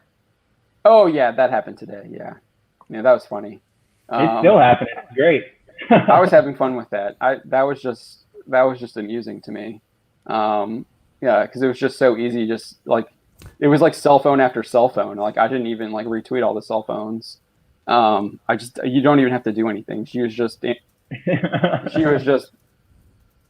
character assassinating herself for the most part. Yeah, just as an example that I was giving. So we're gonna move on to Panabaker here. But so a lot of the people who were going after Panabaker, they found our article on Twitter and they were retweeting it, which is fine. But one of them started like going after us because of some of the tweets I had retweeted that also included our article. And I retweet positive comments, I retweet negative comments, I retweet controversial comments. It just depends on where I'm at and if I see it at that time. And if I think it's interesting, I'll retweet that. This one person I just like retweeted, I forget what, but I just like retweeted them and they instantly blocked us. And I was like, okay, that's it. And that's one of these like people who is trying to, who's part of this bandwagon to try and get Danielle Panabaker fired from The Flash. So do you know the context as to why this all started? Oh, yeah. Spencer does a good job breaking it down. Yeah, I know the context for this saga, but apparently you said, Script Doctor, that there's like a history of it? Yeah. It's been going on since at least season 2 with Patty. It's been going on since season 1 because Danielle Panabaker was going to be Iris West, and then casting team fell in love with Jesse L. Martin for the dad. Because how can you not? Because it's Jesse L. Martin. Like, best addition to the show. And so they decided to change up some stuff, and so while she was under the impression that she was auditioning for Iris, they ended up casting her as Caitlin Snow, which she was grateful for, but was a little disappointed because she wanted to play opposite a love interest. That was her intention as an actor. But she left it at that. But I guess word came out of her initial desire to be Iris, and people took that as her not liking Candace, which is, I think, stupid. And so it ended up creating a feud between the fans. And I also think as a result of that those fans may have influenced both Danielle and Candace with regards to them not being all cooperative on set.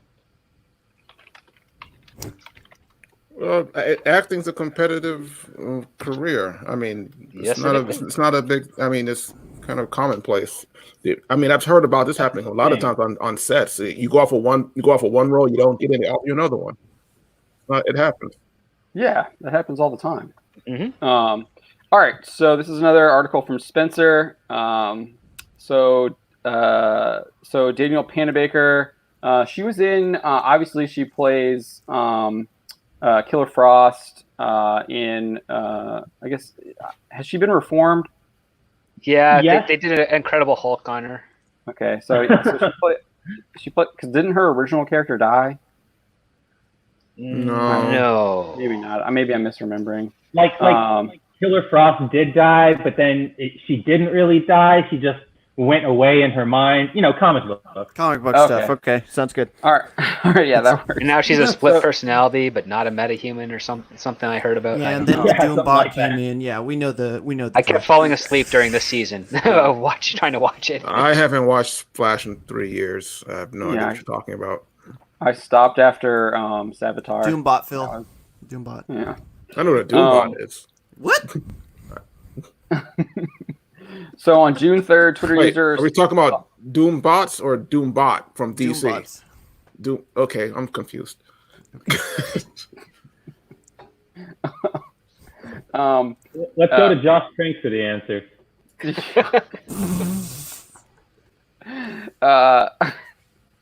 On June 3rd, Twitter user SoftXIris authored an extensive multi-tweet thread claiming to reveal the untold truth of Danielle Panabaker and others undermining Candace Patton. And this was an extremely long thread. I think there was like 30-some tweets. We didn't include all of them. It is so it's 49 tweets. I counted them out. Okay, we didn't include all of them in the article. No, we did not. So because Danielle and Candace may not get along, it's racial. Maybe they just don't get along because they're human beings with different personalities. Just don't. It happens. No, it has to be a race thing. Everything's a race thing. Do they have proof? Oh, they Now do. you're asking for too much. Let's read the out proof. on Twitter. Yeah. All right. The so only here's weird thing about Danielle is she's into guys that are 2.5 times older than her. And married. First, we're going to start off with the way Danielle has tried to undermine Candace. This first example will be her baiting Snowberry, a crack ship made out of racial discrimination against Candace. Here is the proof. The ship name for Caitlin Snow and Barry Allen is now officially Snowberry. Tell all your friends. Did she like this tweet or something? Yeah, I think she liked it. So yeah, I guess Panabaker liked this tweet. Or Why should she not? Yeah, it gets more people to watch the show. I mean, people shipped that other blonde girl and Oliver Quinn, and it wasn't Black Canary, and yet that worked. I don't think it worked, but which Black Canary? There's like 4 of them. Well, the Katie Cassidy was supposed to be the love interest, but for some reason fans liked the nerdy girl, and so they shipped that, and then CW rewrote their series to make that the relationship. I preferred the Black Canary one. Yeah, I like that one Canary? better. Me too. I mean, the actress that played it, Smoke, she had banging legs. I mean, they're very good. But she's got a Spanish booty. I preferred, the Black Canary one. So Wait, the White Canary, right? That's what she is now, yeah. It's what she became, I guess, right? Yeah. No, that's the other one.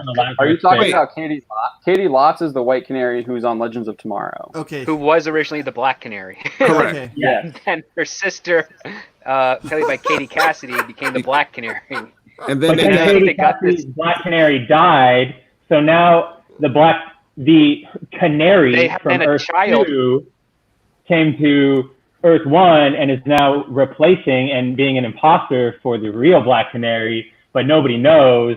And they had to explain how the public funeral they held for the DA didn't mean anything. It's a mess.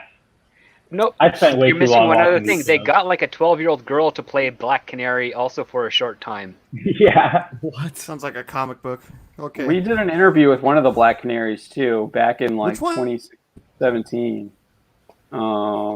which I'm one? blanking on her name right now. The one who came after. The brown, one who came- the brown hair, the blonde If it's hair, Katie- or the brown hair? It's The Katie one Cassidy, after- the daughter No, the of. one after Katie Cassidy. That's the one who plays Dinah Drake, right? Yeah, her. Oh, The Dinah. tall- I can't remember her name. The taller one? The Latina one, that- the that- new one, the police Yeah. chief one. The third one? Yes, Or the fourth one? Technically Yeah. the fifth. Fifth? Yeah. technically the fifth. Yeah. The second to last one. Okay, second to last.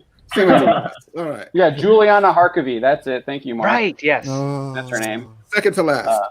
Right. All right, so this is. All right, Did we'll you get see back to the Nana Luca's evidence. comment? What did You Daniel could have a Luca drinking say? game for all the Black Canaries there are. No, that's a I'm 2 gonna minute need no penalty booze. comment. I'm not reading that.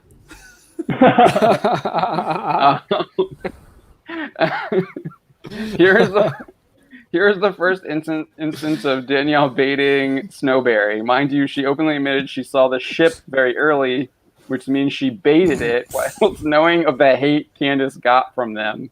Okay. So this is like it's like a what is it? The Raylos. It sounds like. It is exactly like Yes. the Raylo. Okay. So Before the Raylos, though. A proto Raylo. Proto Raylo. Damn it.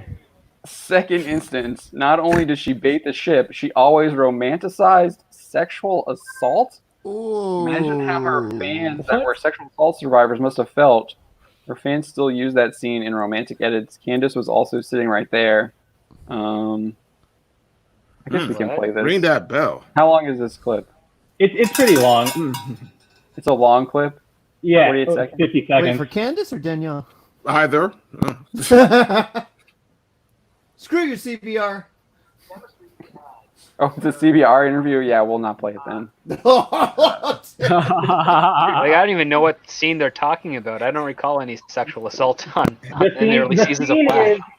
There's a scene in one of the early seasons, I think it's like season 3, where Pied Piper, ironically Sawyer Hartley is the character's name, but Hartley. Oh yeah.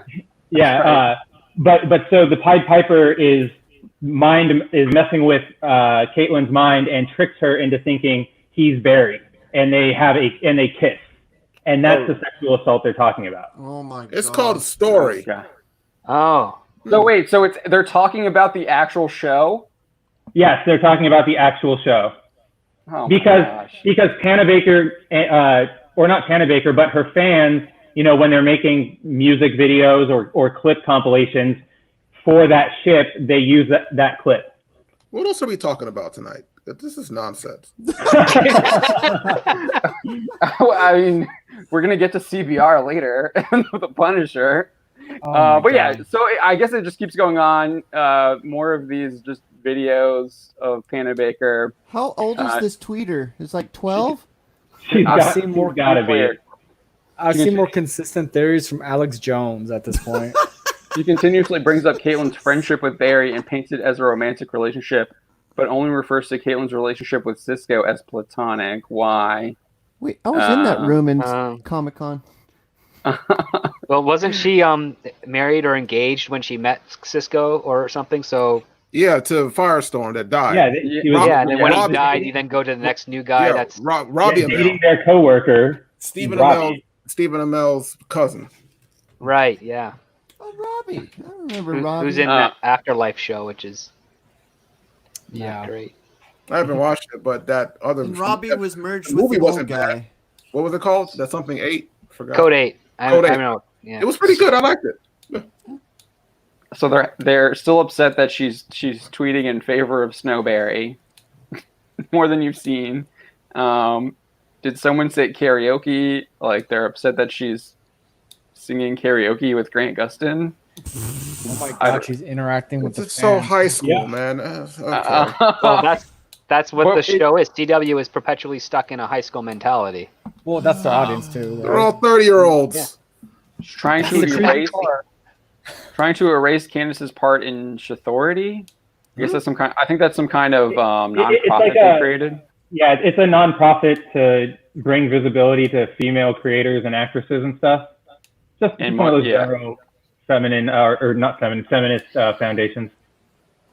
Show more So clam. I guess because she didn't mention Candace's name. That's the issue there. But she says Katie lots. Okay. And then she mentions Chantel, who plays Patty, who was a love interest for Barry Allen in the first season, I think. First or second? Second. I know she's in The Boys. That's an issue. Oh my god, that's her! I didn't realize that was her. She looks good as a brunette, eh? Yeah. Whoa. Oh, does she play the Wonder Woman character?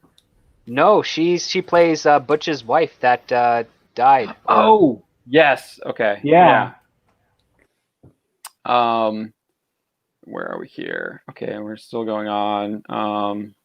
So she calls her racist behavior. I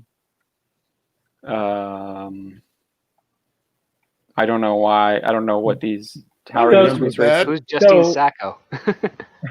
Yeah. If there was nothing racist about it, why did she delete it? The original tweet was racist, and she became a racist apologist. So I don't know if you guys remember, but that tweet on the left. Liked a tweet. Yeah, well, back in 2013, that tweet on the left blew up, and that woman, I think she's an author, she got canceled essentially, and it was a huge shitstorm, and it drew a bunch of attention. And the New York Times wrote an article just about it and how, that one stupid tweet, quote unquote, ruined her life. And Danielle retweeted it saying, interesting article or great article. And that was it.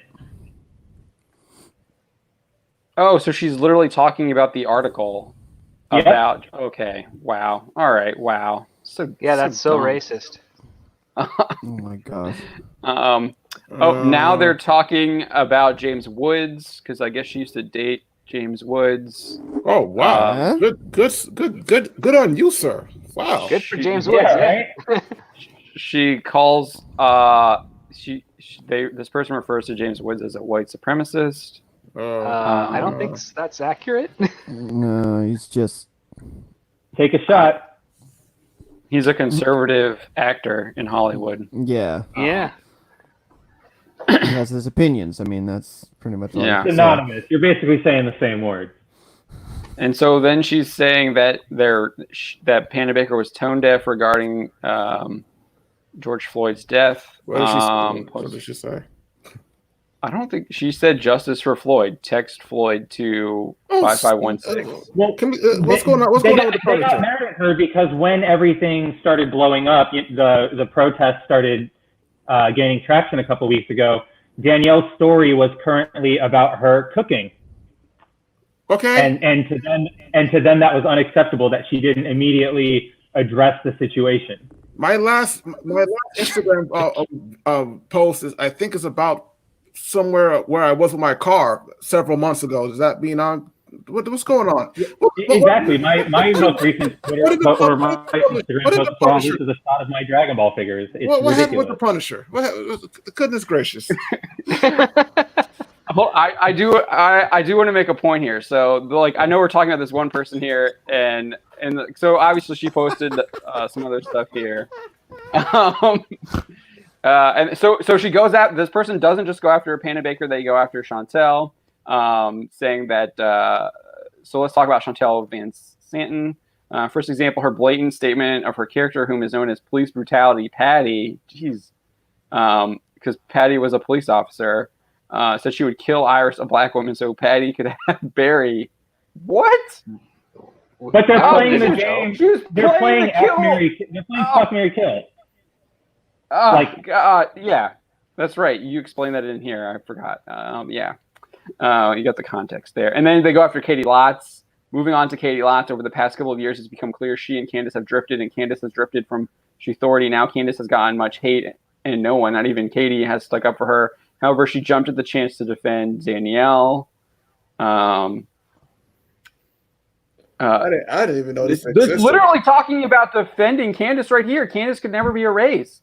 Their screenshot contradicts what they're saying. The entire saga I learned was they were accusing Panabaker of erasing Candace. So that's when Lotz stepped in and said, "Hey, we're not doing that. Like, she's always going to be a part of this work." And they're just ignoring the context for their own point. Doesn't Iris become the Flash?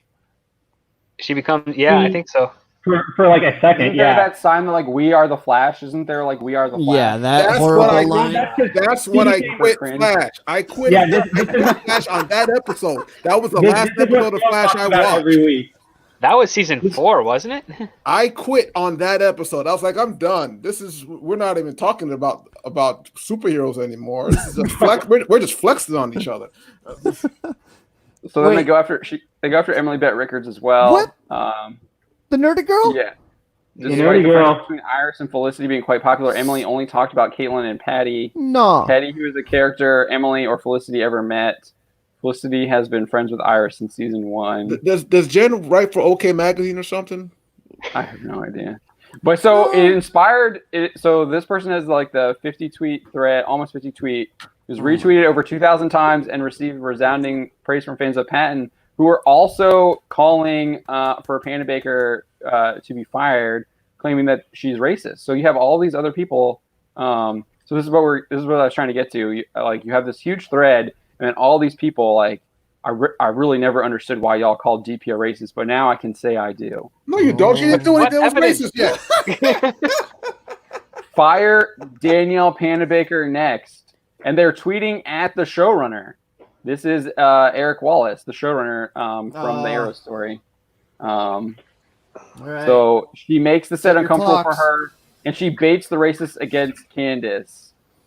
It's amazing that Hartley Sawyer was fired, but Danielle Panabaker needs to be too. The amount of racial hate that she helped light a fire to for years is insane, and she needs to They be held don't know accountable this for it. woman. They don't know any of these people. Nope. They're all basing it off of stories Hearsay. they're making in their head. And rumor in high school. What did the Punisher do? Let's what the hell? All right, we'll move on to the Punisher. But yeah, I think we focus on a mental illness enough. I do think this is like it is. I think these people are campaigning to get people fired from shows with spotty There's no evidence there. There's nothing there that says that they are racist, but they're trying to get these people fired. Like, I know that's like, it might seem petty. It might seem like it's high school stuff, but I mean, we see what Twitter mobs can do. I mean, well, we see it every day. They can get people fired. Yeah. This kind of talking. If anyone feels any kind of accomplishment off of getting the last guy fired, then all this is doing is making it seem, pointless. It's making it look like it was done and there was no actual intention behind it, because this is nonsense. There's blood in the water, and it's kind of weird. They think they're actually going to do that now. That's not going to happen. It looks stupid on everyone, and why are we even talking about this nonsense? Oh my God! I'm not convinced that stuff like this won't happen. If they can find if they can get to some of these people, I think they will cave. I think all they need is one or two tweets. Yeah, and I do. Yeah, I think you're right. I hope not. A lot of these people do get off to it.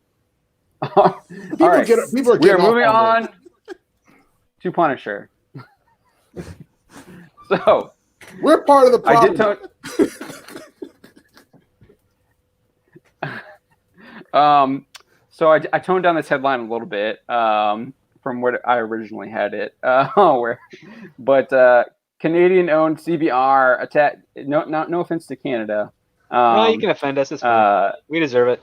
I was going to have it attacks American police, but they don't actually. It's not specifically Americans. They just CBR is Canadian owned. Oh wow. Yeah, they're on top owned of that, by the whole hashtag for defund the police was an idea started by a Canadian commentator on the CBC, who was a guest on CBC television some time ago. And it's the dumbest thing ever. Like, that commentator is not even being allowed to be brought back to the CBC, because even the producers there's you're kind of crazy. Yeah, you can blame Canada for that idea, man. Blame Canada, blame Canada. So CBR published an article by Hector Valverde titled "Marvel Should Stop Selling Punisher Merchandise." It comes on the heels of Punisher co-creator Jerry Conway describing the Punisher logo as a symbol of lawless police oppression. He would go on to declare that he was looking for artists to participate in a fundraising project for Black Lives Matter to, quote, reclaim the Punisher skull as a symbol of justice. Whoa! That's not what the chill. Now we're changing the no.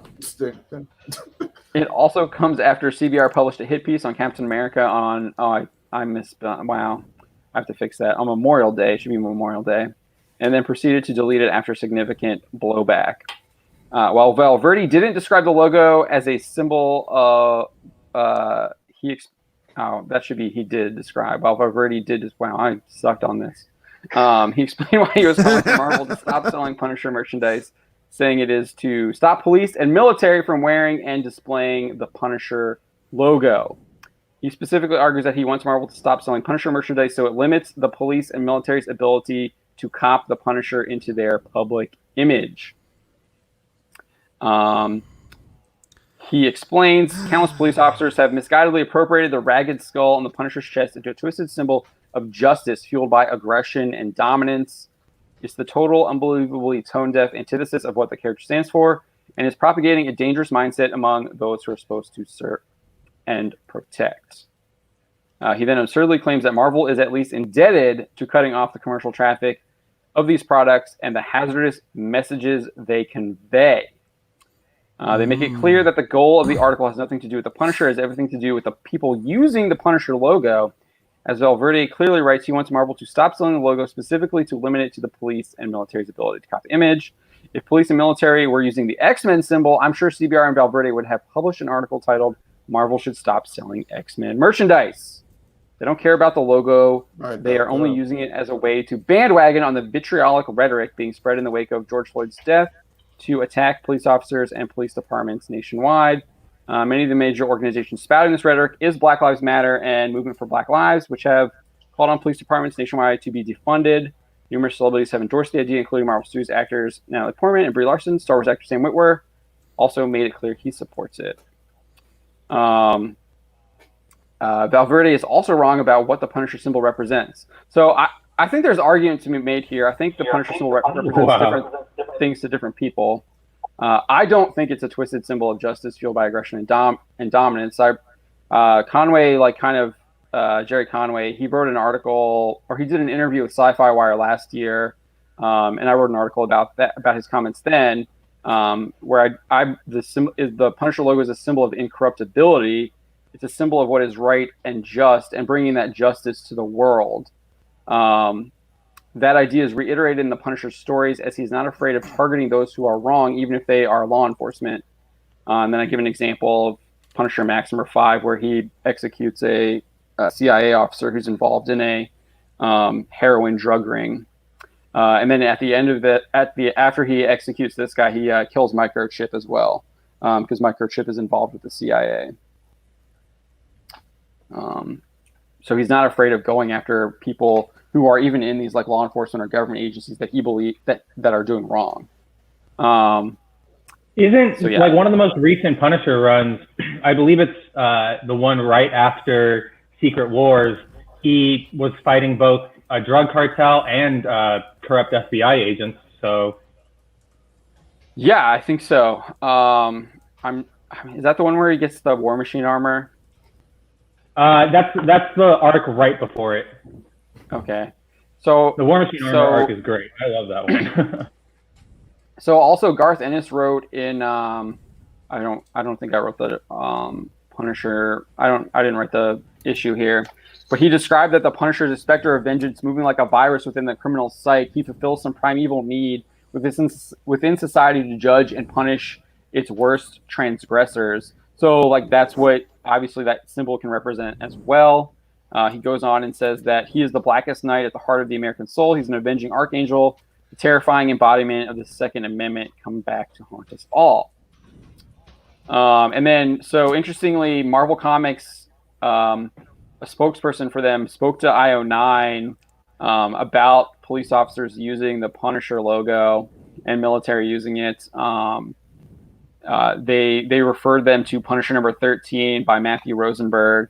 And in that one, you can see here, the two police officers confront Frank after he had just executed a man who had been violently robbing people in New York.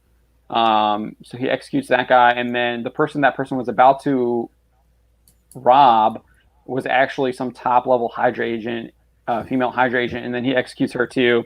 And then these police pull him over. They've got the Punisher logo on the back of their car.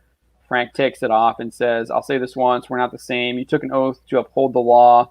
You help people. I gave all that up a long time ago. You don't do what I do. Nobody does. You boys need a role model. His name is Captain America, and he'd be happy to have you." And that's what Marvel is saying is their official stance on the Punisher now.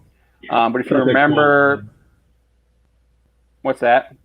I just think that's a really cool line coming from Frank. Yeah. Oh yeah, it's a great line. That's the way he's always thought. I mean, he's idol in the same way he's always been a kind of a fan of Captain America, but he understands that his idolization of Captain America doesn't mean that he's on the same line as Captain America. Yeah, he's a tragic anti-hero. He's a guy that believes in law and justice, but he does what he does because there's people within the institutions that fail. And the last thing he wants is for them to continue to fail. So he does the hard thing that no one else will do, in the hopes that maybe things will change. But he's the type of guy who's like, if I die, I'm going to the worst place possible after that, because of I don't think he believes in law. I think he believes in justice. Justice, which is different. Like he used to believe in the law. Yeah, he did. He used to. That all changed, but he believes in his own form. He believes in his justice. I don't even like saying that, because I do think that his justice is executing criminals. He doesn't really go after any kind of like good guys. He punishes people for the things that they've done, but he also doesn't believe in forgiveness. So or reformation, As a character, he doesn't mesh well with the average superhero. That was evident in Civil War when basically Captain America had to kick the crap out of him because he executed a couple villains. That was in that side story, the Punisher standalone, I think. Yeah, he kills like the two villains. What was that comic where no one wanted to call him either? I think they also had him join Hydra in that horrible Civil War II or whatever it was, the new stuff. Yeah, Civil War II, he joined Hydra because he was just blindly following Cap. Who was the writer for Civil War II, Ellis? I don't know. I think it was Bendis. Oh, that would make sense. I think it was Bendis, and then Spencer was writing him too, I think. Oh, Spencer, damn you. But so he was a police officer, though. Castle was a police officer in the Dolph Lundgren film before he was murdered, and then he comes back to life. And then he's also he's a former Marine is his main background. But they actually, if you look at it here, in the Nam 53, he actually adopts the Punisher logo from a VC, a Viet Cong sniper, while he was in Vietnam. And then on the actual covers of those books, the Punisher logo is got a Vietnam era helmet on top of it, which you can see right here. So I just the idea that they're going to try and stop selling Punisher merchandise because police officers are using it is just absolutely absurd. The skull logo is not exclusive to the Punisher. There's lots of them, and you see them on the back of biker jackets. You can just obviously this isn't even the Punisher logo that's used now. This is what they were using then. So the Punisher logo has gone through a number of different variations as well. So it's not like they can't come up with just another skull symbol. My thing is, I don't have a problem with, let's say, military co-oping. I mean, that's different. I don't agree with any police officer having it on in terms of the patch I've seen on some of the SWAT guys that says God will judge our enemies and will arrange a meeting. At the end of the day, you're SWAT, but you're still a police officer. You're not there. You weren't given a job to do anything but to help and protect. You're a part of special weapons and tactics to address certain situations. Your job is still to serve and protect. So I have a problem with police officers, going along those lines and using that patch the way they're even using it. But otherwise, I don't really see much of a problem. It's just a tagline. It's a symbols, it's whatever. But I don't think cops should be wearing that tagline. I agree with Phil here, because the method of the Punisher is antithetical to what the cop is supposed to do. And if a cop thinks that they're like the Punisher, whether we know that or not, but if they wear that symbol, you're kind of conveying a message that I agree with the Punisher to some extent, possibly. That might be a little unsettling to someone who's on the other side of dealing with that officer, who might also recognize that. Somebody's like, oh, great, am I going up against a cop that thinks like Frank Castle? And if so, what the heck am I going to do now? Because I know what Frank Castle does to someone that's a criminal. I would say, what are the ordinances for that particular police department?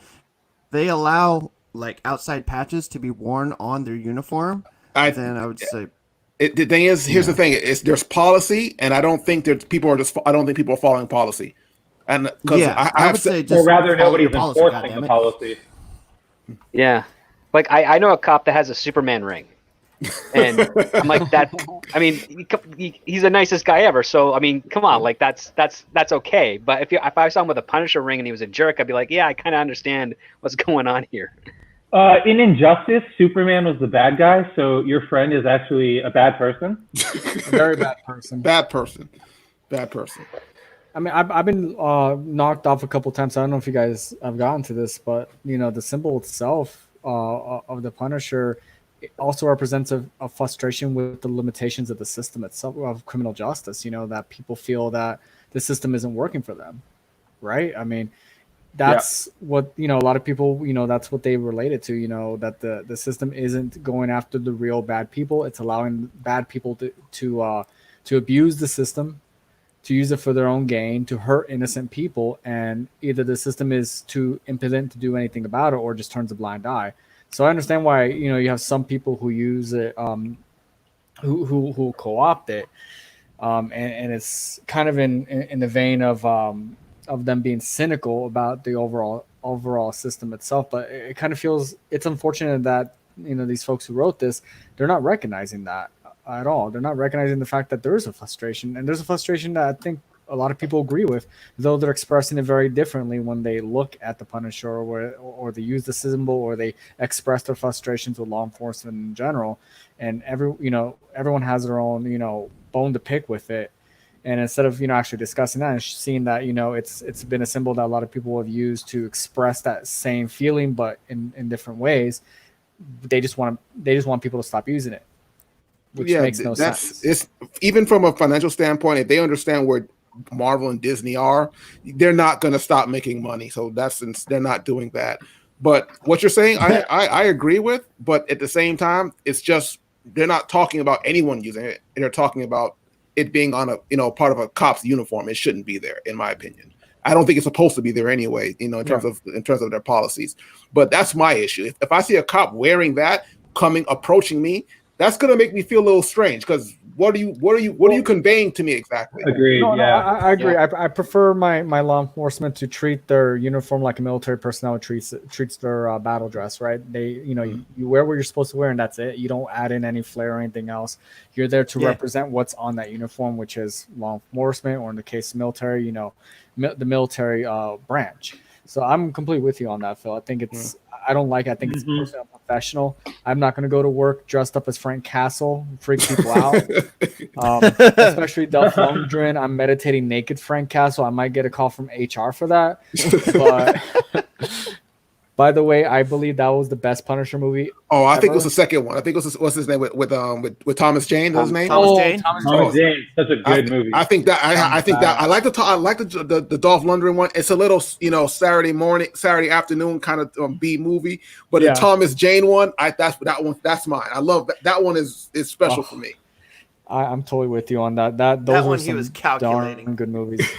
Oh my God! But yeah, I mean, I agree with you, Phil. I want uniforms to be treated properly. I don't want to see an FBI agent, with their badge and their wallet with Punisher symbol on there. I'm going to have that seriously there. If I haven't been pulled over in a little while, but I used to get pulled over a lot, especially by one officer in particular. He stopped shy of one time.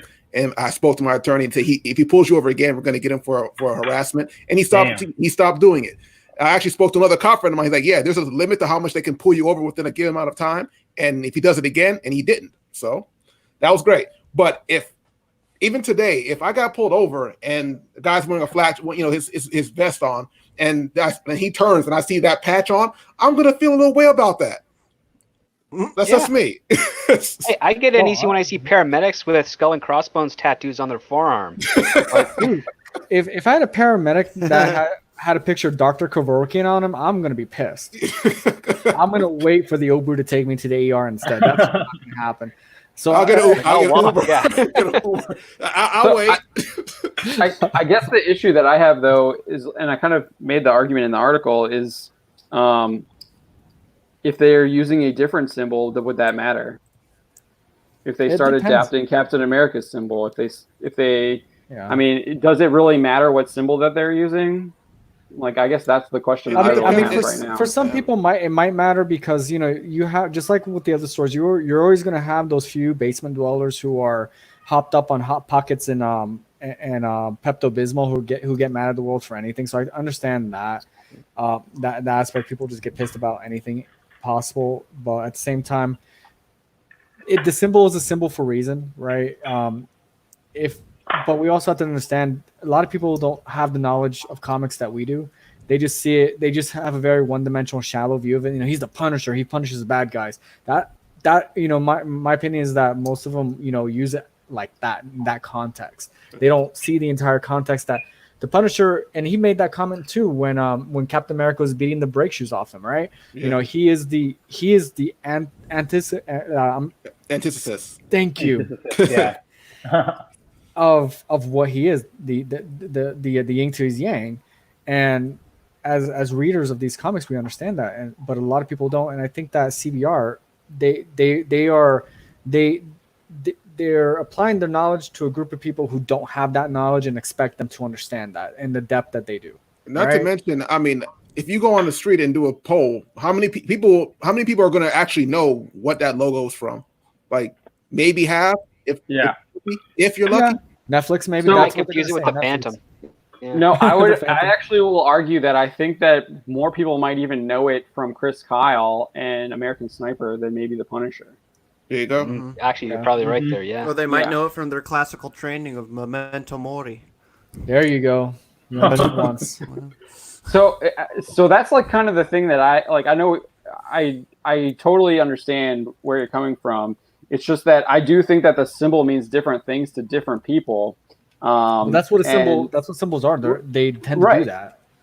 Right. So I guess I totally get why you would see that with a police. I think that would make me uncomfortable too if I see a police officer coming at me with a Punisher logo on his chest or whatever like that instead of the police badge.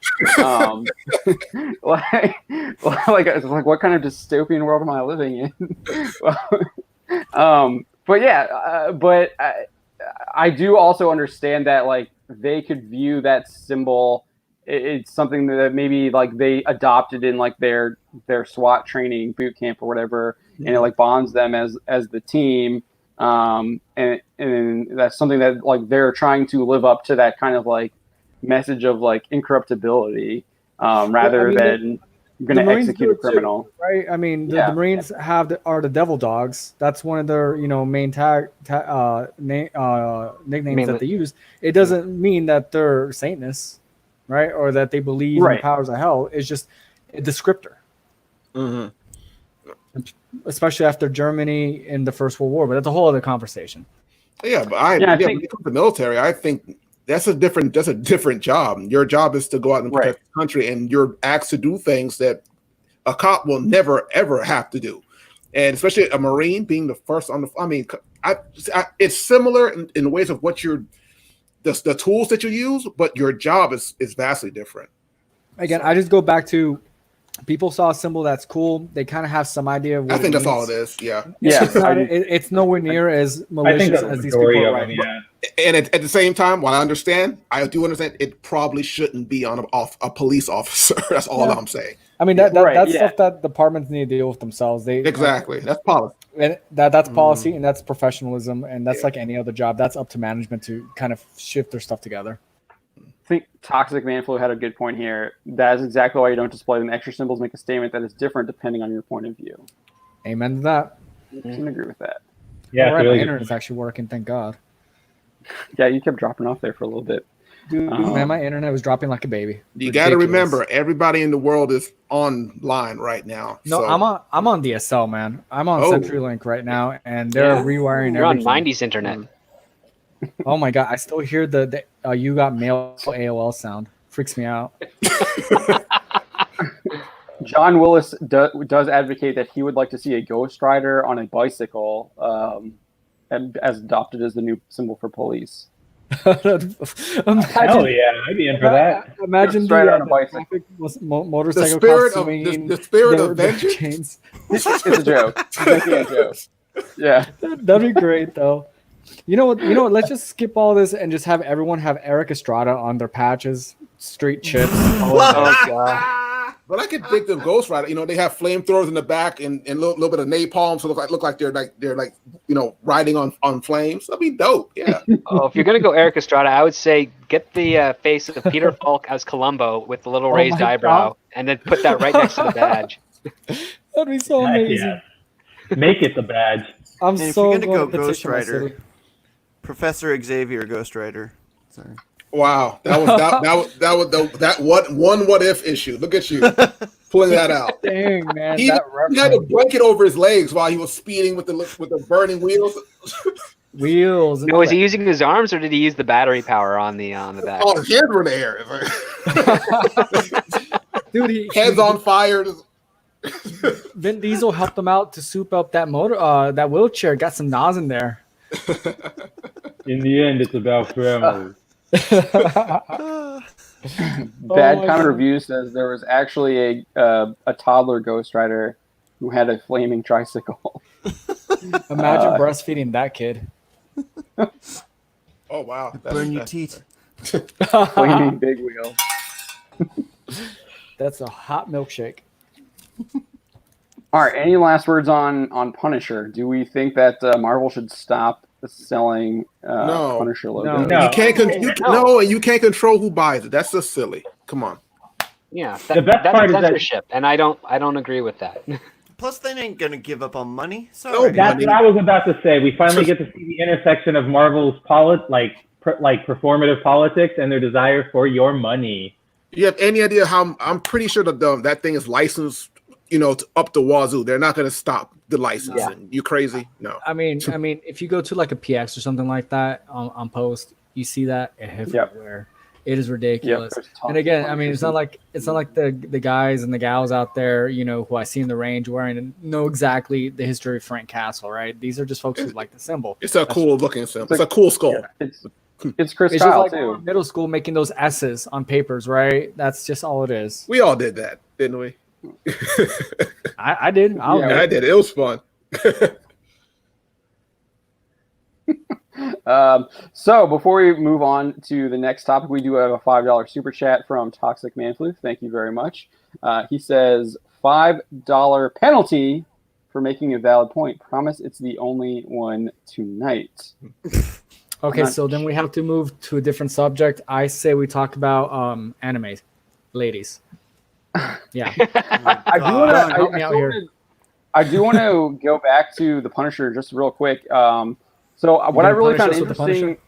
No. What I really found interesting is that if you look at that IO9 article, their Marvel spokesman literally points to a comic book on what their stance is for a real world controversy, which I found interesting.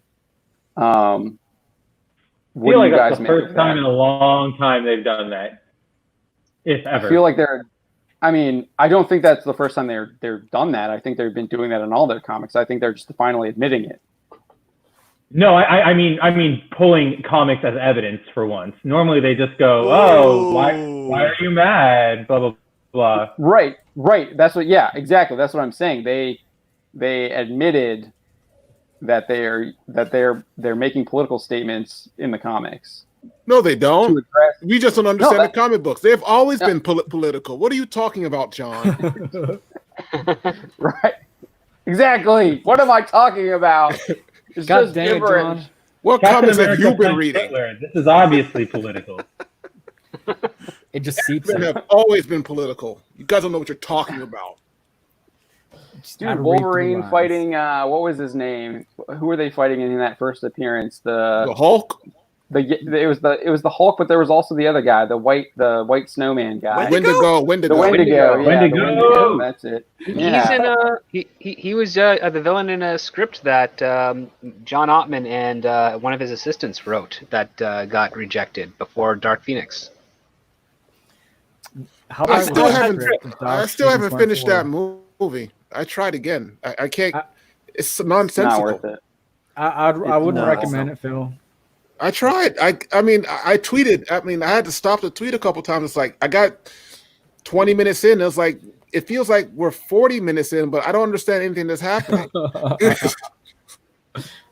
That's one of the worst films I've seen in a long time. And you know what? That says a lot. If Dark Phoenix, the last entry of the X-Men franchise, in that respect, was the worst film because they had some pretty bad misses. Overall, yeah. Yeah, I watched X3. I mean, and that was bad. And I watched it. I can't watch this thing. It's like, no. I think I did get through it, but it was just literally to get through it, and I think I was on my phone half the time, so I wasn't really paying attention. Now, Fan Four Stick was worse. Yes. Oh yeah, that was that was even worse. That wasn't worse for me because I know the Fantastic Four, so I'm not so invested or anything that wasn't working for me. It wasn't based on my knowledge of the franchise.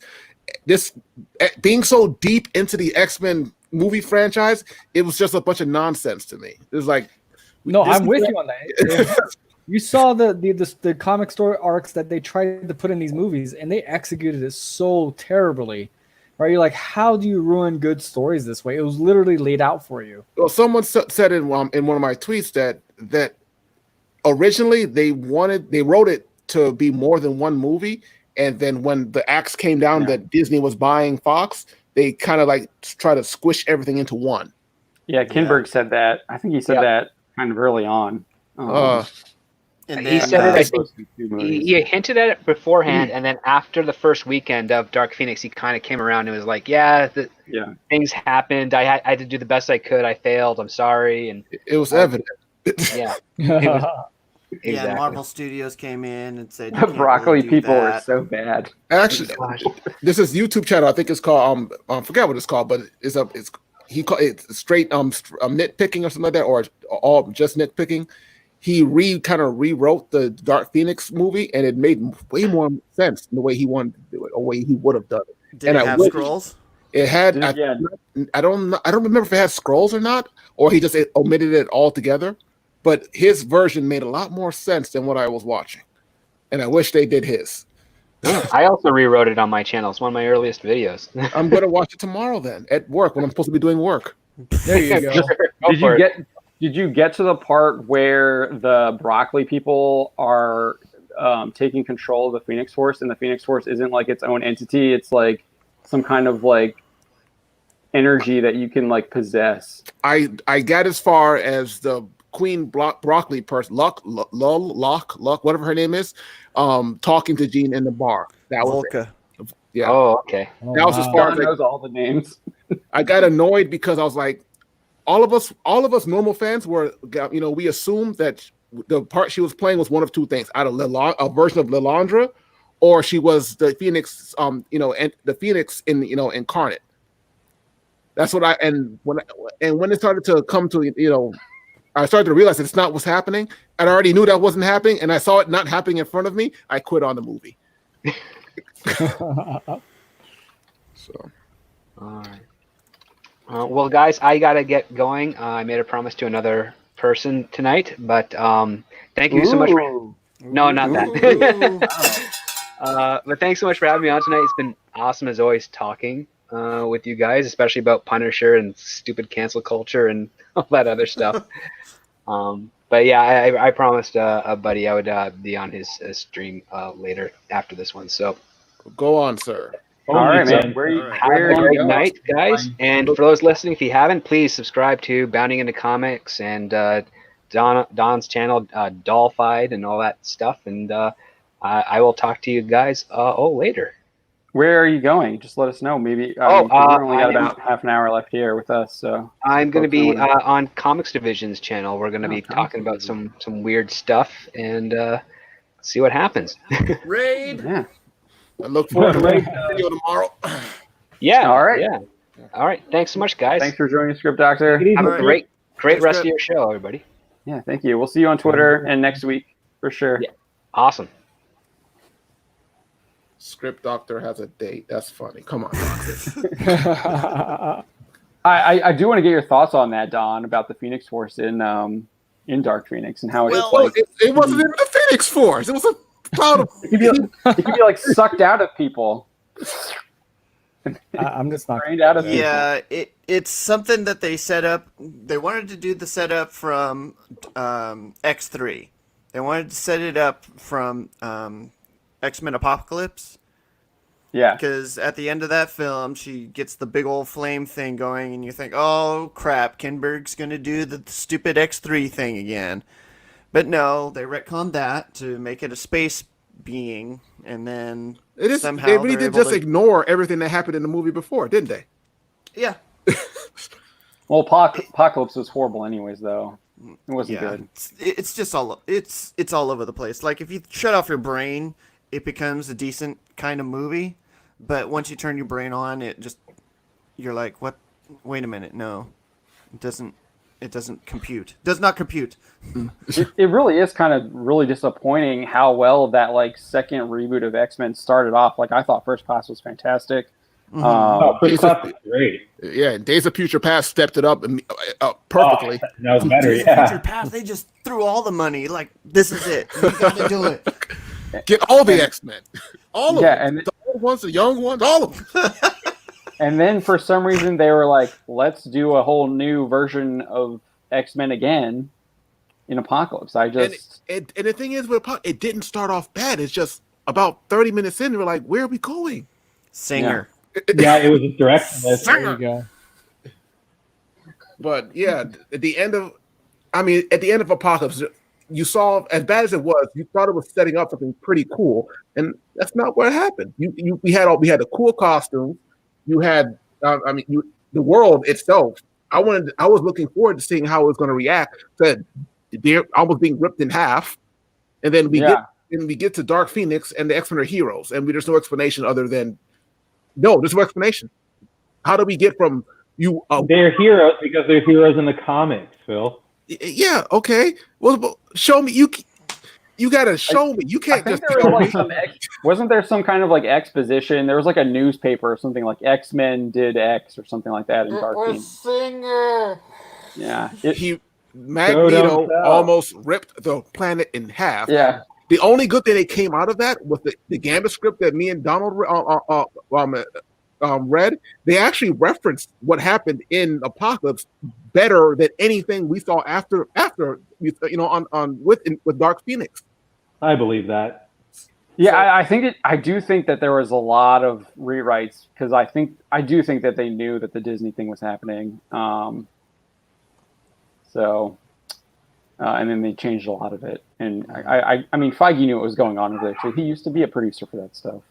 For that franchise, yeah. He was probably on set when he told him, "Hey, you can't use the scrolls." Sorry, no scrolls for you. You can use people that do the exact same thing, but no. Except they can also do this weird belly turning thing. It was bad. It was bad. All right, what do we want to talk about next? Anime girls. Wait, what? Do you want to get into Last of Us, or are there anything that you guys want to? This is probably our last topic because we're. What choices we got? I mean, the secret rule of the internet. Dude, we got a lot of things happening this week. Yeah, we can talk about. We got Naughty Dog. We've got Evil Dead.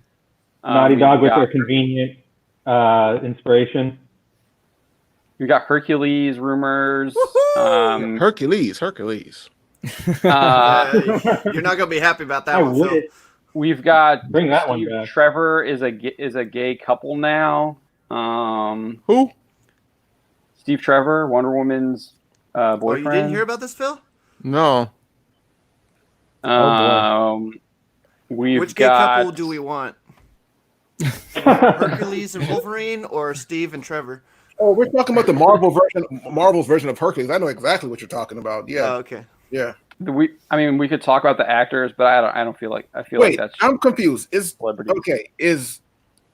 All right. The exile, the Hercules that was in exiles, he was gay. Is the 616 Hercules also gay?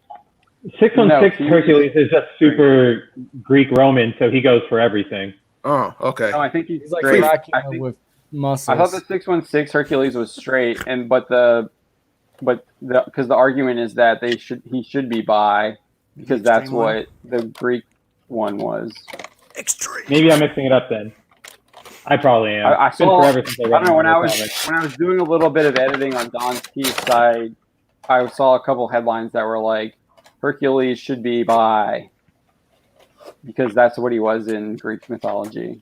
But this isn't Greek mythology. This is based on whatever. They'll do whatever. They'll do whatever. Yeah. So I guess do we want to go Hercules then? Do Hercules. Why not? Let's All talk right. about the 12 trials of Hercules. Oh, yeah. A hero's The picture. a hero's journey. You serious? That's not gonna happen. Can we just have James Woods as Hades again? I mean, can we get that guy as Hades? That was just like special. I doubt that will ever happen with Disney. Oh no, they kept him in Kingdom Hearts 3, and that just came out last year. So yeah. Oh, they used him? Really? yeah, they used him for all new lines and everything. Really? Yeah. Well, it's not like he's all that busy these days. So yeah. I mean, Twitter is life, man. Was that Square? Was that Square though? Yeah. It's Square with Disney's blessing. Disney has he probably is still under contract with Disney. Right. Well, they are doing that live action remake of Hades. Maybe he'll play Hades. Or That would be cool. They're doing a live action Hercules? Yeah. Oh wow, that sounds interesting. Well, I'm gonna do what they're They gonna need to change. get Danny Everything. DeVito in that movie too. Oh, that's Like, funny. They don't even really have to do anything with him. Or Just the give him satyr. shorts. Yeah. Just give him shorts. As the satyr, Just give right? him shorts and perfect. Yeah. You seen him on Sunny? It's Sunny in Philadelphia. He's got the bod for it. He's ready. Didn't take a lot of effort. No, I mean he's got the perfect male body in my opinion. All That's how we all should natural. look. All natural and curvy. So Hercules is a name that carries weight. It's the name of the Roman hero and god based on the Greek divine hero Heracles. That's my fault, Don. I edited that wrong. It also happens to be the name of a Marvel comic superhero, and if his latest rumor is to be believed, he could be arriving in the Marvel Cinematic Universe shortly. And then we get a little bit of history. He was first introduced in Journey to Marvel into Mystery Annual number 1. Although there was this appearance here in Avengers number 10, All oiled up. Yeah. where he's like a son. So like so if you don't know about Avengers number 10, Yeah. all the Avengers are fighting against this. What is the guy's name? Immortus or something? Immortus. Yeah, Immortus. And he summons all of these historical and mythical characters. Like he summons Goliath from the Bible. Dude, he summons Paul Bunyan. Paul Bunyan. Yeah, like The logger? Yeah, yeah. I don't think Babe makes an appearance, but Paul Bunyan is there. So Paul Bunyan is in the Marvel Cinematic Universe. Let's keep Canon. that in Could mind. be. Could be. Could be. But yeah, that was just like bonkers, like cool comics. Like just this guy like summoning. It's basically Fate if you think about it. Yeah. For anime fans out there, it's like Fate. This guy Immortus just summons all of these historical and mythological creatures, and if you follow the Fate series, anime series, they do the same thing. They summon these heroes of the past, and they all change them. In this, they're all the same. They're all like look like what they look like. But yeah, this was freaking. It's a pretty bonkers read. It's a lot of fun because you get all the different heroes, and they're matched up against like so Goliath. Guess who he's fighting? Guess who Goliath is fighting? I read the Ant-Man. book, so I can't read. Yes, he's Ant-Man. Yes. Yes, he goes up against Ant-Man. Who was Paul Bunyan fighting? I don't remember that one. He was fighting against the Executioner. Right, yeah. Okay, Yeah. so yeah. That one doesn't really match up really well, I guess. They're both axe-wielding men. Yeah, Men, true. men. Yeah, true. But then you get Hercules against Thor. Iron Man goes against like Merlin. Yeah, so there's like some really cool, like rad matchups. I definitely recommend this comic. It's fun. But so this isn't really the Marvel Comics version of Hercules because they introduced him in Journey into Mystery Annual number 1. this was the first time like Hercules, I guess, shows up, but he's just like this summoned hero, and it's more like I wouldn't say they're the same thing or the same person. That's an interesting ad. Wow. What is it? I don't even know what that's for. Ring the bell. All right. We got a bikini ad us there. Finally, good advertising on bounding into comics. Jesus. Amen. And now he might be tired of joining. seeing Birds of Prey ads. They know the writer. Hercules will be joining. So we got this new rumor that Hercules is going to be joining the MCU from the Cinema Spot and writer Vicky DePledge. She speculates that it could be either Eternals, Loki, or She-Hulk. He has nothing to do with the Eternals. What's that? Hercules has nothing to do with the Eternals. The only thing I can think of is that they're going to be going back into like ancient history, and like Hercules might make a cameo or something, and he's there when they're like in Greek times or something like that. That's the only thing I can think of. Or like they're going to make Hercules a member of the Eternals, because the Eternals there are Eternals that like take on historical roles. Gods, yeah. So you have what's her name? Athena. Obviously that's referencing the Greek goddess Athena. So you have like characters like that. So there's a chance they might make Hercules an Eternal instead of another. Okay, that's fine. Whatever. I think that's the speculation. Okay. I know there were some rumors from June. Do you know more about those, Don? About Hercules? I thought it was primarily just like speculation. Yeah, there was based off the fact that rumors. It was going to be a gay lead, and they were thinking it could be Hercules. I think we were calling it too. Like, if they ever introduce him into the Marvel Cinematic Universe, they're going to switch it up and make him with the rebooted James Howlett. The Exiles version, right? Yeah.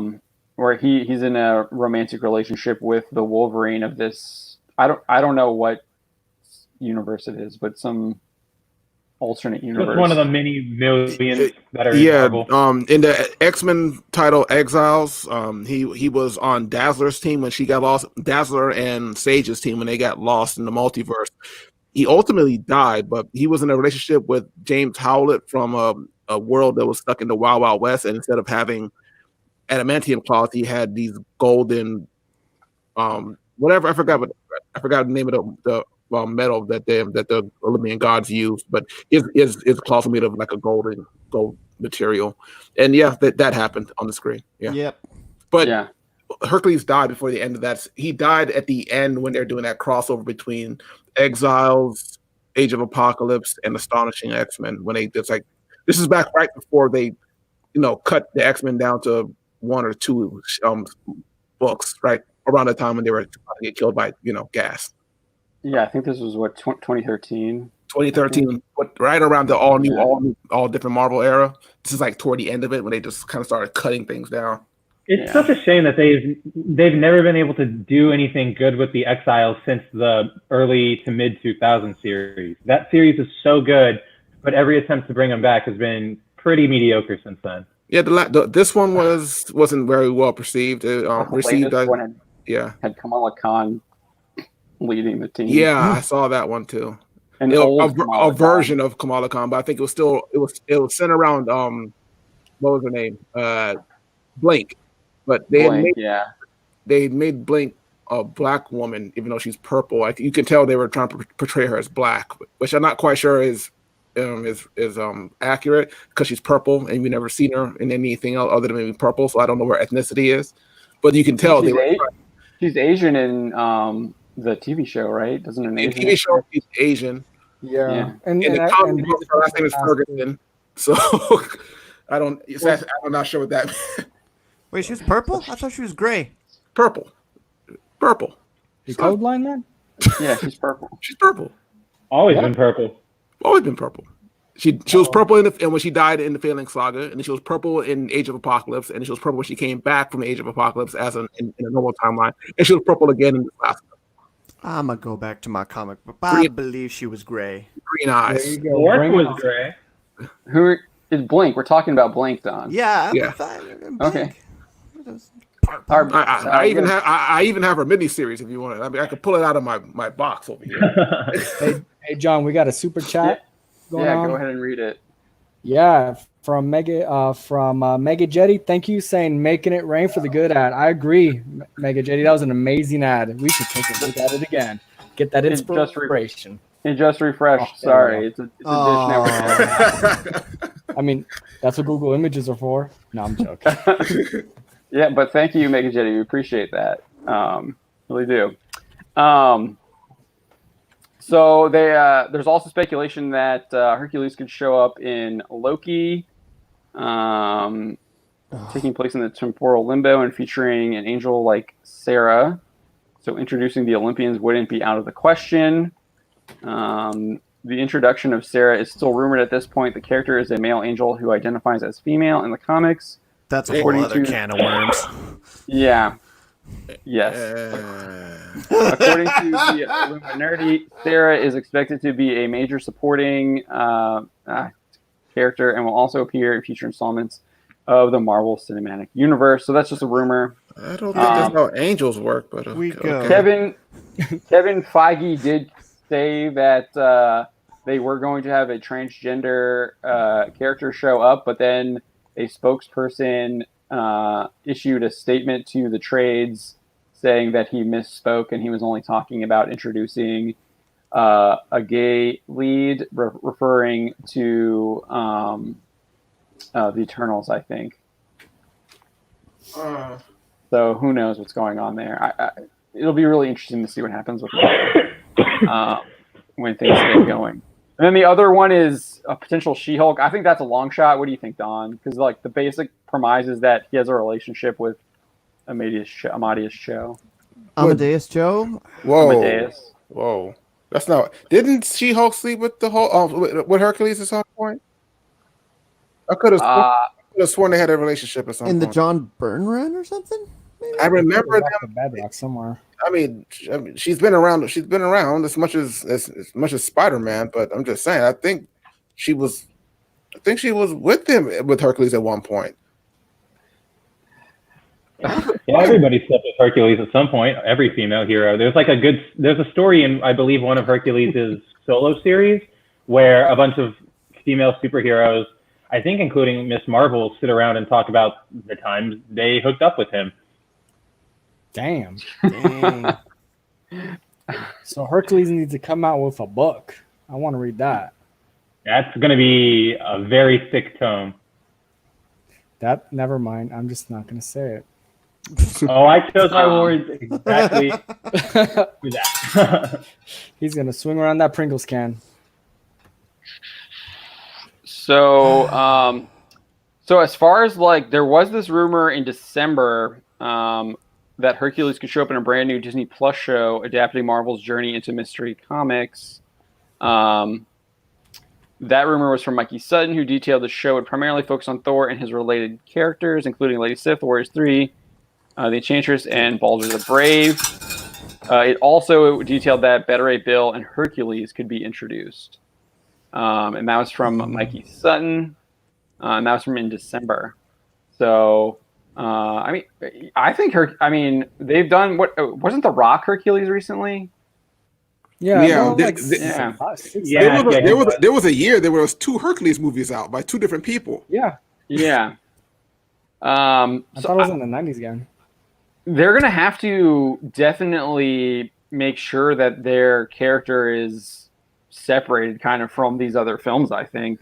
Yep, she was with Hercules at some point. I'm looking at the panel right now. Yep, definitely. Yeah, that happened. Yeah, it happened a lot. Yep. Okay. But Don, I wanted to get your opinion. Where do you think he could show up? Okay, if he shows up in Thor: Love and Thunder, what are we looking for? What are we looking for at the cast for Thor: Love and Thunder? You've got low expectations. Jane Foster. You got Valkyrie, Thor, Guardians of the Galaxy. Probably Skag or Scar. Gore the God Butcher, maybe Beta Ray Potentially. Bill, if we're gonna believe any of the other rumors, we're gonna have an introduction into the other Thors and maybe Man-Thing. God damn. Yeah, that's a lot to get through. Dude, I hope all they don't these do rumors that. are just There's like a packing Man-Thing it in. rumor? What is this? DC? Yeah, it's just There's a Man-Thing rumor? What on earth? no, because I guess Tell me some the people Man-Thing were rumor. people were speculating they didn't introduce Man-Thing at some point because of the thing on the tower of the Grandmaster. Okay, yeah. They're I guess his speculating face was there. Yeah. They're speculating it could be showing up in Thor: Love and Thunder, but it's just like I mean, it also could have just been yeah. an Easter egg. I think they've lost. I think they've lost out on that. In order, because I think they would do Man Thing if they could one up DC with Swamp Thing, but DC did Swamp Thing, and then now they're doing Justice League Dark. So I don't know. Man Thing is probably down the road a long time. I don't see Man Thing for anytime soon. I said the same thing about Marvel getting one over on DC, because once they do Eternals, isn't it going to be hard for DC to go ahead and do the New Gods? I don't think so, because I think the Eternals is going to I bomb. don't think Eternals will do that well. I just Eternals are going to be their Justice League. I'm talking about from a visual standpoint. I mean, it's just very similar. The designs, the bright colors and the weird shapes. And have you seen the costumes, Phil, for the Eternals? I've seen some of the screenshots. Yeah, a lot of jumps. Very non-Kirby. It's not Kirby. Yeah. Like, the thing I'll give Ragnarok credit for is they follow that Kirby aesthetic to the T. They did. Yes, they did. That those neon colors and imagine the weird New Gods. circles and Imagine a New Gods movie with that kind of aesthetic. That'd be amazing. If they cranked it up to 11, hell yes. Yeah, so they would win. They would win the war. Are they? They won't do it. There's not even a script out there. They're working on the New Gods script, right? Tom King is supposedly working on it with the Ava DuVernay. So if they're still working on a script, they're like 5 years away from production then. Well, they announced that they were working on it last year. They said they were still doing it. I don't know. Like Tom King working on it. I don't know. Yeah, that pair, they're talented, but I just don't trust them to make a action-packed movie. Yeah, I liked Tom King's autobiography that he did in comics, where he did the Iraq story. Oh yeah, that was really good. I like that a lot. I liked his early Batman and his. I really liked his Mr. Miracle. I was about to ask who wrote the last Mr. Miracle, because that was excellently trippy.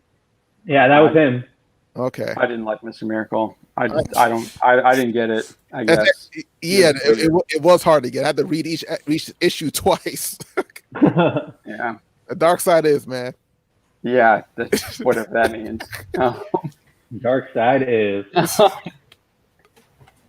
Yeah, I don't think I finished it. I think I put it down. Maybe that was my problem. I didn't finish it, so I don't know. It probably wouldn't help to finish. I mean, probably not. I finished it, and I'm still not 100% sure if it was real or not. Yeah, okay. That's where I was. I was like, is this just all fake? Like, what's going on? It's all in his head. No, I don't know. You liked his Batman run though, Spencer? The early stuff you liked, Gotham Girl and Gotham Boy or whatever? No. Way before that. Like when he first came onto the title, he was doing, or maybe it was Detective Comics. He did, or maybe I'm confusing my titles. Yeah, I think you're confusing it. I think I am. I think I'm confusing it with Tyrion's run. Yeah, never mind. No, never mind. It's not Tynion is Detective. Yeah, I think, I was definitely confusing it with Tynion. Never mind then. I take that back about Batman. And Tynion was doing the team. He turned detectives into a team book. Who did the villain? Who did the villain in the New 52? Who infected Gotham with the seed? Oh, Bloom. That was Scott Snyder. That was the worst. Yeah. Okay. Never mind. I'm thinking of Snyder's run then, which is incredible. No, the Bloom arc is horrible. The Bloom arc is the arc is horrible, but I really like that villain concept. I just like how creepy the it is. concept was good, but the whole arc with Gordon and the Bat Robot was just. Oh That was yeah. him. I just didn't like that. I I thought it was interesting, but it was definitely very, very weird. Would have been better as an Elseworld. I did like the Bloom villain. I thought that was I think it's a cool villain. Until they got it to where he can repopulate in other people. Yeah, I thought that was really weird. That was a little over the top. It's just okay, keep it to one person, please, instead of multiplying yourself. You didn't need to do that. Yeah. It was. They put Gordon in a bat robot. Yeah, I and remember he's the flying around pictures. Gotham. I'm like, He fights what? like a giant Joker bot, like that Harley Quinn is piloting. I think. Yeah, that at was one ridiculous. point. They were trying to tap into mecha. Gundams?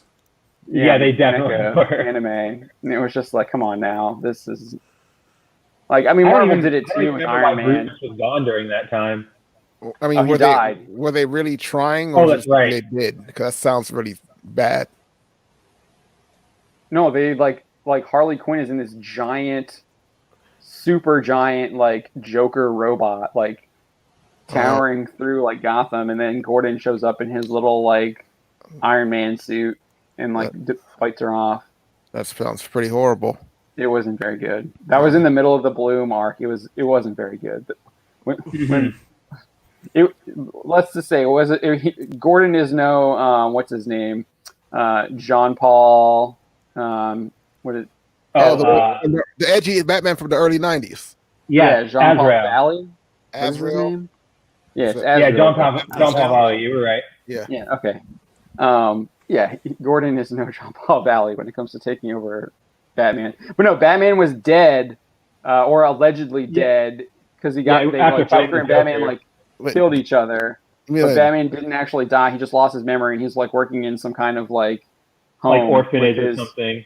With the woman that was his initial love interest in the very beginning of Detective Comics, back in That's right. I remember it all now. Yeah. I see it all. Yeah.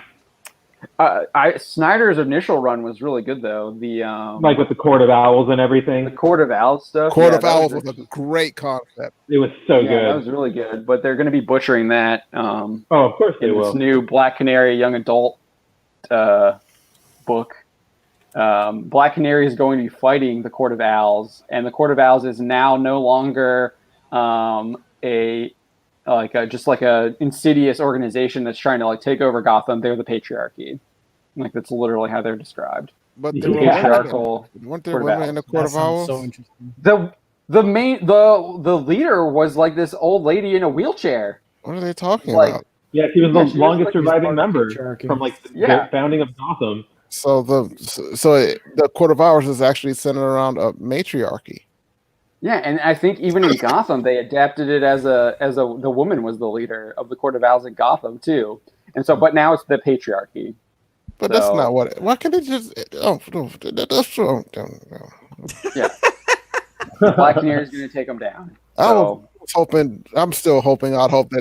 Holding out hope that they'll adapt it into next year's season of Batwoman. Just use it there. Use it there and use it right. Just have her tear into her and rebuild the character that way instead of this nonsense about recasting. Let the past die. You're asking way Do it if you have to. yeah, so they did confirm that rumor. They are recasting a new Batwoman. But they're not going to That's kill Kate confirmed. Kane. But we'll have a story up on that They're tomorrow. doing But it Kate Kane because is they're not trying gonna to respect the work that she did. What kind of nonsense? die. That's the I thought, explanation. are we here to make money or not? I mean, That's how they think they're going to make money because they can't piss. Well, no, Phil. We just read all of these fans that want to get Danielle Panabaker fired. Those are the people they want watching, so they can make money off of.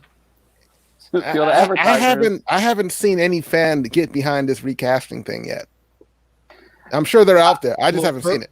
First, Are there any? First, the show fans has to left have for that fans. Yeah. Yeah, I mean, wavelength there.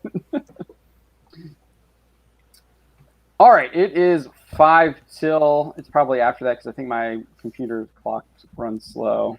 It's about 1 till 10 my time. So do last words is let's end it with let's end it with kind of like a recommendation on maybe a crowdfund that you backed recently. I don't know if that's something you guys want to do. Yeah, let's do it. I backed a couple things. I've got nothing, but I'd love to hear what you guys have got right now. Same All here. of my Same stuff's here. been fulfilled. Okay. Here, let me log into my Start off, Jorge. thingy. Sure thing. So a couple in April I backed Asami Children of Rusu. I got it. It's a really good book if you're into samurai, if you're into like Japanese inspired samurais, some Is it a magic. comic? I would. Yes, I'm linking it right now. Ooh, Okay. Wrong chat. There we go. Yes, I recommend it. I enjoyed it a lot. They fulfilled it really quickly. It's kind of it's been around for about since 2018, but I mean if you're into samurais, if you're into some magic, I would definitely recommend it. Another one I backed, and this is a personal favorite of mine, has to be Return of the Warrior. John, I have a weird obsession with this comic book character. A lot of it has to do because it was the first comic I purchased back in the early 90s. I backed have that. the original run. I backed that one. It was good. I met him in New York. Fantastic guy. Yeah. Even though he's an Islanders fan, he is a hockey fan. He is a hockey fan, which is always good because there's few and far between hockey fans. But Billy Tucci's a great guy. Heck yeah! And the best part is like she's one of the is an OG real character that has the diversity that these people claim that they want to talk about. Biracial, Asian white woman who kicks butt and cuts you like she's Puerto Rican. I love it. Now, you said the magic wrong word. You called her white. Now it's canceled. Oh snap! Sorry, Billy, I canceled you. But for those two comics, I definitely recommend. But always, if you all can, if you're able to, take a look at Indiegogo, GoFundMe, check out Twitter. There's a lot of great comics out there that are always, are waiting for you to read. Yeah, so I backed. I don't know if I have it here. I did back. If you watched our show in John Dell, I think it's up here. Yeah. Everything's dropping now. There it goes. I backed John De La Rosa's Dynamite Thor. Haven't read it yet. It's on the list to do. But I got it, shipped on time. Looking forward to reading it. That cover looks fantastic. Looks like a lot of fun. I also backed She Return of the Warrior. And then Billy Tucci just launched his Miss Fury graphic novel as well. And I backed that because that looks like a lot of fun. One of those classic. I think Miss Fury is Miss Fury now in. I guess anyone. It's like anyone can do it, right? So it's in the public domain. Public domain. Yeah, so that looks like I think that's public domain now. So that looks like a lot of fun. And then I backed Chuck Dixon and Graham Nolan's and Richard C. Meyer are doing the Expendables Go to Hell. That looks like a fun action series, so I backed that as well. So those are the things that I've backed, and I think I'm going to back Graham's The Chinoo. He's got this 48-page graphic novel that he did all by himself, and it's about the Chinoo. It's kind of like a Native American abominable snowman, I guess. Where I guess there was like a snowstorm in 1977 in Buffalo. So if you don't know Buffalo, that's where Graham's from. So he's doing it in his hometown. There's this huge snowstorm. 23 people died.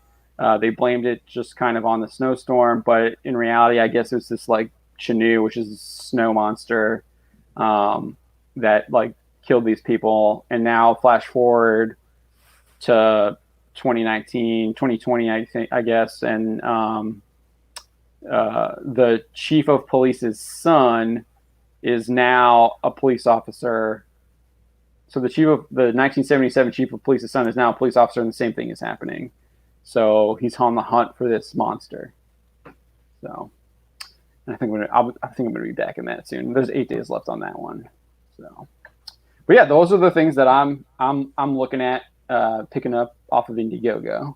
So and then obviously I think it's another month. So I'm looking at getting Bass Reeves at Walmart. These were, you could have got these on Indiegogo as well. I really enjoyed this one. I talked about it a little bit ago, a couple months ago. But there's this really cool. There's this really great scene here where like they're telling like these tall tales of Bass Reeves and like that, and they're like actually like depicting them. So you can see him like carrying that bull out of the mud on his shoulders. And then I think there's like they like exaggerate his guns, so his guns are like cannons. You can just see how big they are instead of like a normal like 6-shooter. So I think the second issue is at Walmart now, so I'm going to pick that up along with the Nora's Saga, which is Blake Northcott's issue 2, and I like that first one too because she kind of gets transplanted into another world, and like this young girl, Canadian girl, gets transplanted into like 6th century Vikings. So that looks like it could be a lot of fun. See where that goes. The setup was definitely interesting. All right, let's go around the horn. Does anyone else? Don, did you want to add something? No, I haven't. Okay. I haven't. I'm kind of weary on the Indiegogo campaigns because I know we had some people who have had Indiegogo campaigns and haven't fulfilled their promises. Who started What? trashing us? What? Oh, Started boy. trashing us. What? Yeah. Oh, you're talking about the Spill the beans. Deadpool. Is that who you're talking about? I'm talking Who are you about talking somebody.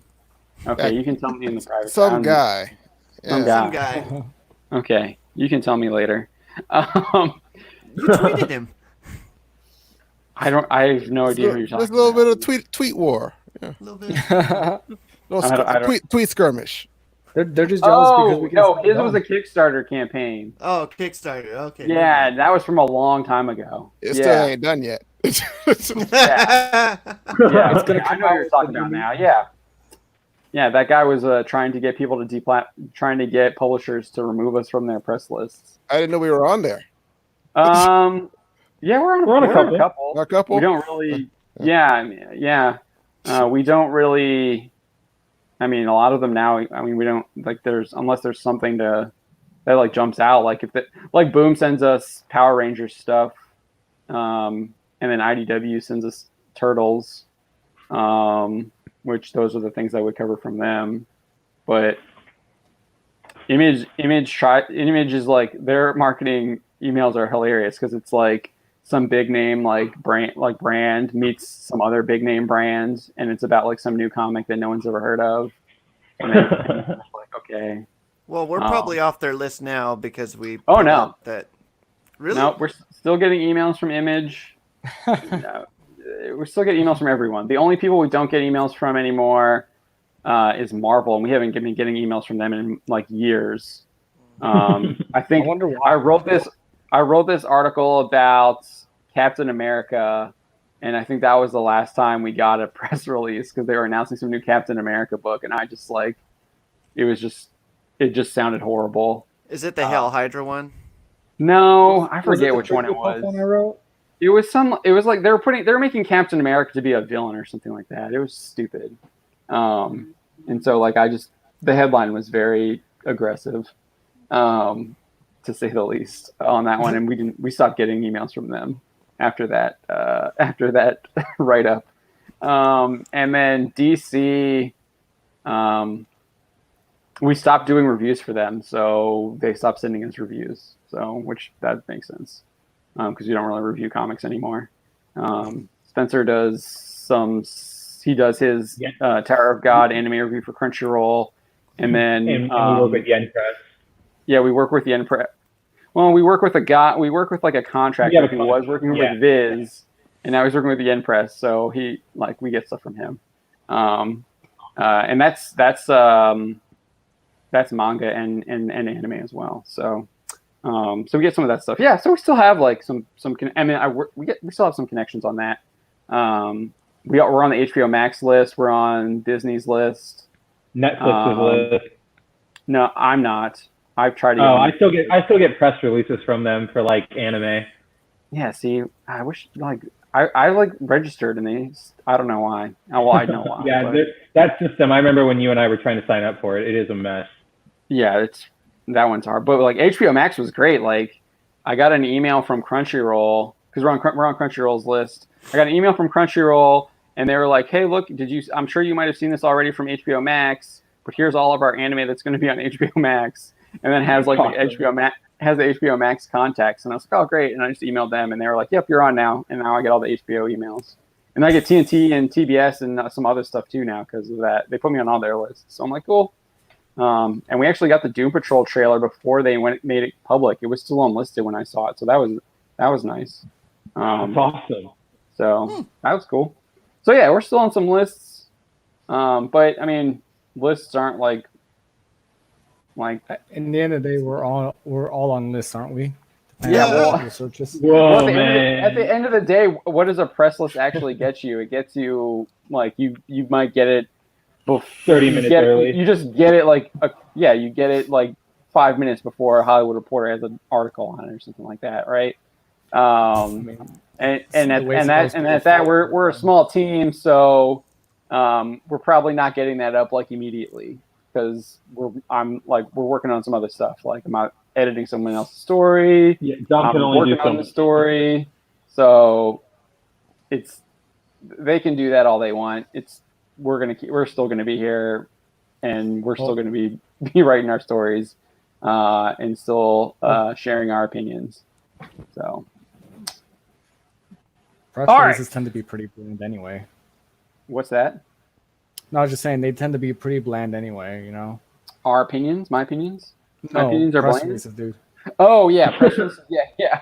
No, yeah, I was like, yeah. Stop projecting, John. My opinions are pretty bland. I mean, they're not that crazy. Not all right, according to certain people. let's go around the horn. We'll start with Phil. All right, you can catch me on about any of the comics that I put out again, anywhere between 2 to 4 articles a week. Should be getting another one out tomorrow. I'm talking about Pete Wisdom. He's an old X-Men character, famous for Excalibur. I think you got a Gargoyle story too. That's already in the pipeline. I didn't. Yeah, I haven't gotten to it yet. Yeah, Maria Sirtis saying she wants to come back to voice Demona, but I say in the article, but there's no shocker that actress wants to act. But yeah, I think it's just a kind of it's kind of like that. There's a push from fans as well as from the people involved in those projects to get another Gargoyles series or a continuation off the ground. Yeah, no, my thing was just being cheeky about. I know I'm talking about an actress that wants to act. It's just, I know, big. What were you being? You're being cheeky. Cheeky, isn't it's a joke. Like America there. No, it's did there. Outrage. How dare you take advantage of my beautiful icon there, objectify her. But you can catch me on Twitter at PrideLP. Again, I don't like to argue. I like to talk and have conversations. So do that. Yeah. All right, Don. All right. So I've got. Okay. So you saw the Hercules article earlier. I've got another one coming out for Mr. Howlett, the Governor General of the District of Canada or something like that. Yeah. I'll have that up at some point, and then I've got another video for Spider-Woman coming up at some point with an article. And tomorrow I'm doing a Therapy Thursday, so talk about whatever you want on my live stream. We're going to do it for about 30 minutes. Send your letters and requests in, and we're going to talk about airing your grievances. What time, Don? 10:45. It's gonna be a shit stream. Pacific time. 10:45. Pacific. Pacific, yeah. Okay, so that's what 1:45. Yeah. Yeah, my time. Okay. It'll Yeah. be like the Festivus for the rest of us. Nice. And we will begin to heal Serenity the now. nation. Remind me when you're going live on that tag bounding on Twitter so I can retweet you. Let's get that promoted. I got the logo if you- too, so Yeah, so that should be fun. Just remind me about that. I'll put it on in the background so I can listen. Yeah, so definitely check that out. All right, Spencer. Yeah, so you can check me out on Bounding into Comics. I'm working with John pretty much every day to drop new stories. You can find me on Twitter at Kabuto Rider Mav, right there next to my name. And catch us on Friday reviewing the next episode of G Gundam as we take a trip to Russia and all those fun gulag stereotypes. Yeah, I'm looking forward to it. The last episode was the second best episode so far. So I got big things coming up with this one, and I think it sounds like this might be the end of kind of the first arc, I guess, if you want to call it that. Yeah. So I'm looking forward to that. And we usually do that between.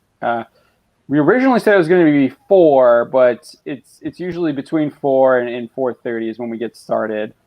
Just depends on the workload for that day and whether or not how long it takes me to edit something or write something. Yeah. All right, Jorge. Or was there anything else, Spencer? Hold on. Sorry. Nope, that's it. Let's go. right. Let's go to the main man, Jorge. Well, you're just being too kind to me, Spencer.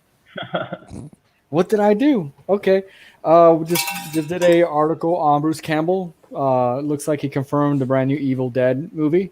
You can check it out, boundincomics.com. I'm He did confirm it. Yeah, pretty much. I'm a big fan of the Evil Dead, so it's some pretty interesting news. So I'm looking forward to some more information coming out about the movie and the franchise. You can catch me at Past Stage 6 at Twitter. And I like trash talking people online, so please engage. And there's going to be a story about J.K. Rowling coming out tomorrow. She's not doubling or tripling down. Looks like she's quadrupling down. So that's going to be a really fun story to talk about tomorrow. But Sorry? Like everyone else now, there is a campaign to try and cancel her. Yes. And this time, though, it's not coming from people. This one, it's not coming from people on Twitter. It's coming from I would describe them as probably one of the more influential groups out there. Glad. Yeah. So, wow. They make handy sandwich bags. They do. Yeah, Glad has their sights set on the Master of Magic, Modern Magic. So we'll see how that battle turns out over the next couple weeks. Who was that? Yeah, Mark Briscoe County Jr. was a fun show. I did watch it when it first ran on syndication. So I wish there was a movie. I think Bruce joked about it a couple times on Twitter, but that's as far as it went. And again, you can catch me. I'll do about 1 or 2 articles a day on Bound in Comics. If you guys have any good scoops and information, find me at Past Stage 6 at Twitter. I leave my DMs open. Thankfully, it's not a sausage fest. Outrage. Outrage.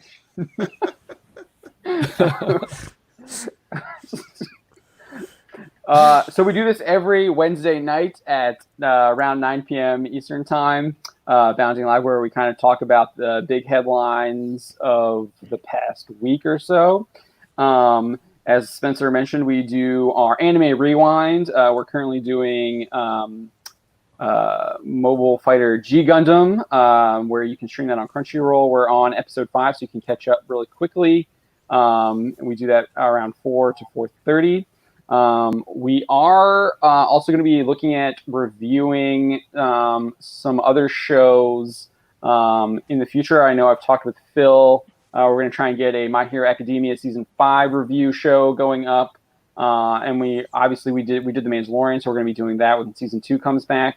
So we are going to be doing a little bit more of some live stream reviews, so those are always fun. And we're looking forward to those. We might see if we'll do some more. Maybe do Doom Patrol. We'll see. Star Trek cough. What's that? I said Star Trek cough. Anyone? Yeah, maybe I might have to just do kind of what Tom does on Midnight's Edge, where I get our Star Trek folks on here, and I just kind of have them my go. screen off. and You mean guys just- you mean if it gets good again, right? I mean, I if ain't talking it's about modern horrible, Trek. we can do it too, right? Rewind it.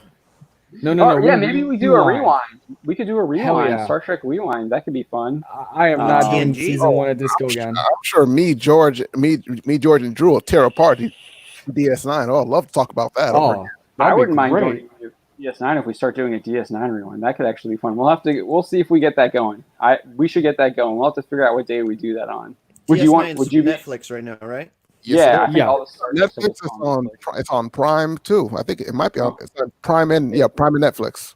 I think there's CBS someone is who trying to make that money off of the licensing there. Yeah. But we'll have to definitely figure that out and see when we can do that, because I would love to do that too. That should be a lot of fun. We could have a big review session about that. We could do kind of what Drew does with his Stargate, have everyone on. That'd be awesome. But yeah, so that's kind of what we're doing. Like you said, Don's got the Spider-Woman video coming up. I'm gonna try and start doing a little bit some more YouTube stuff. It's just been really busy.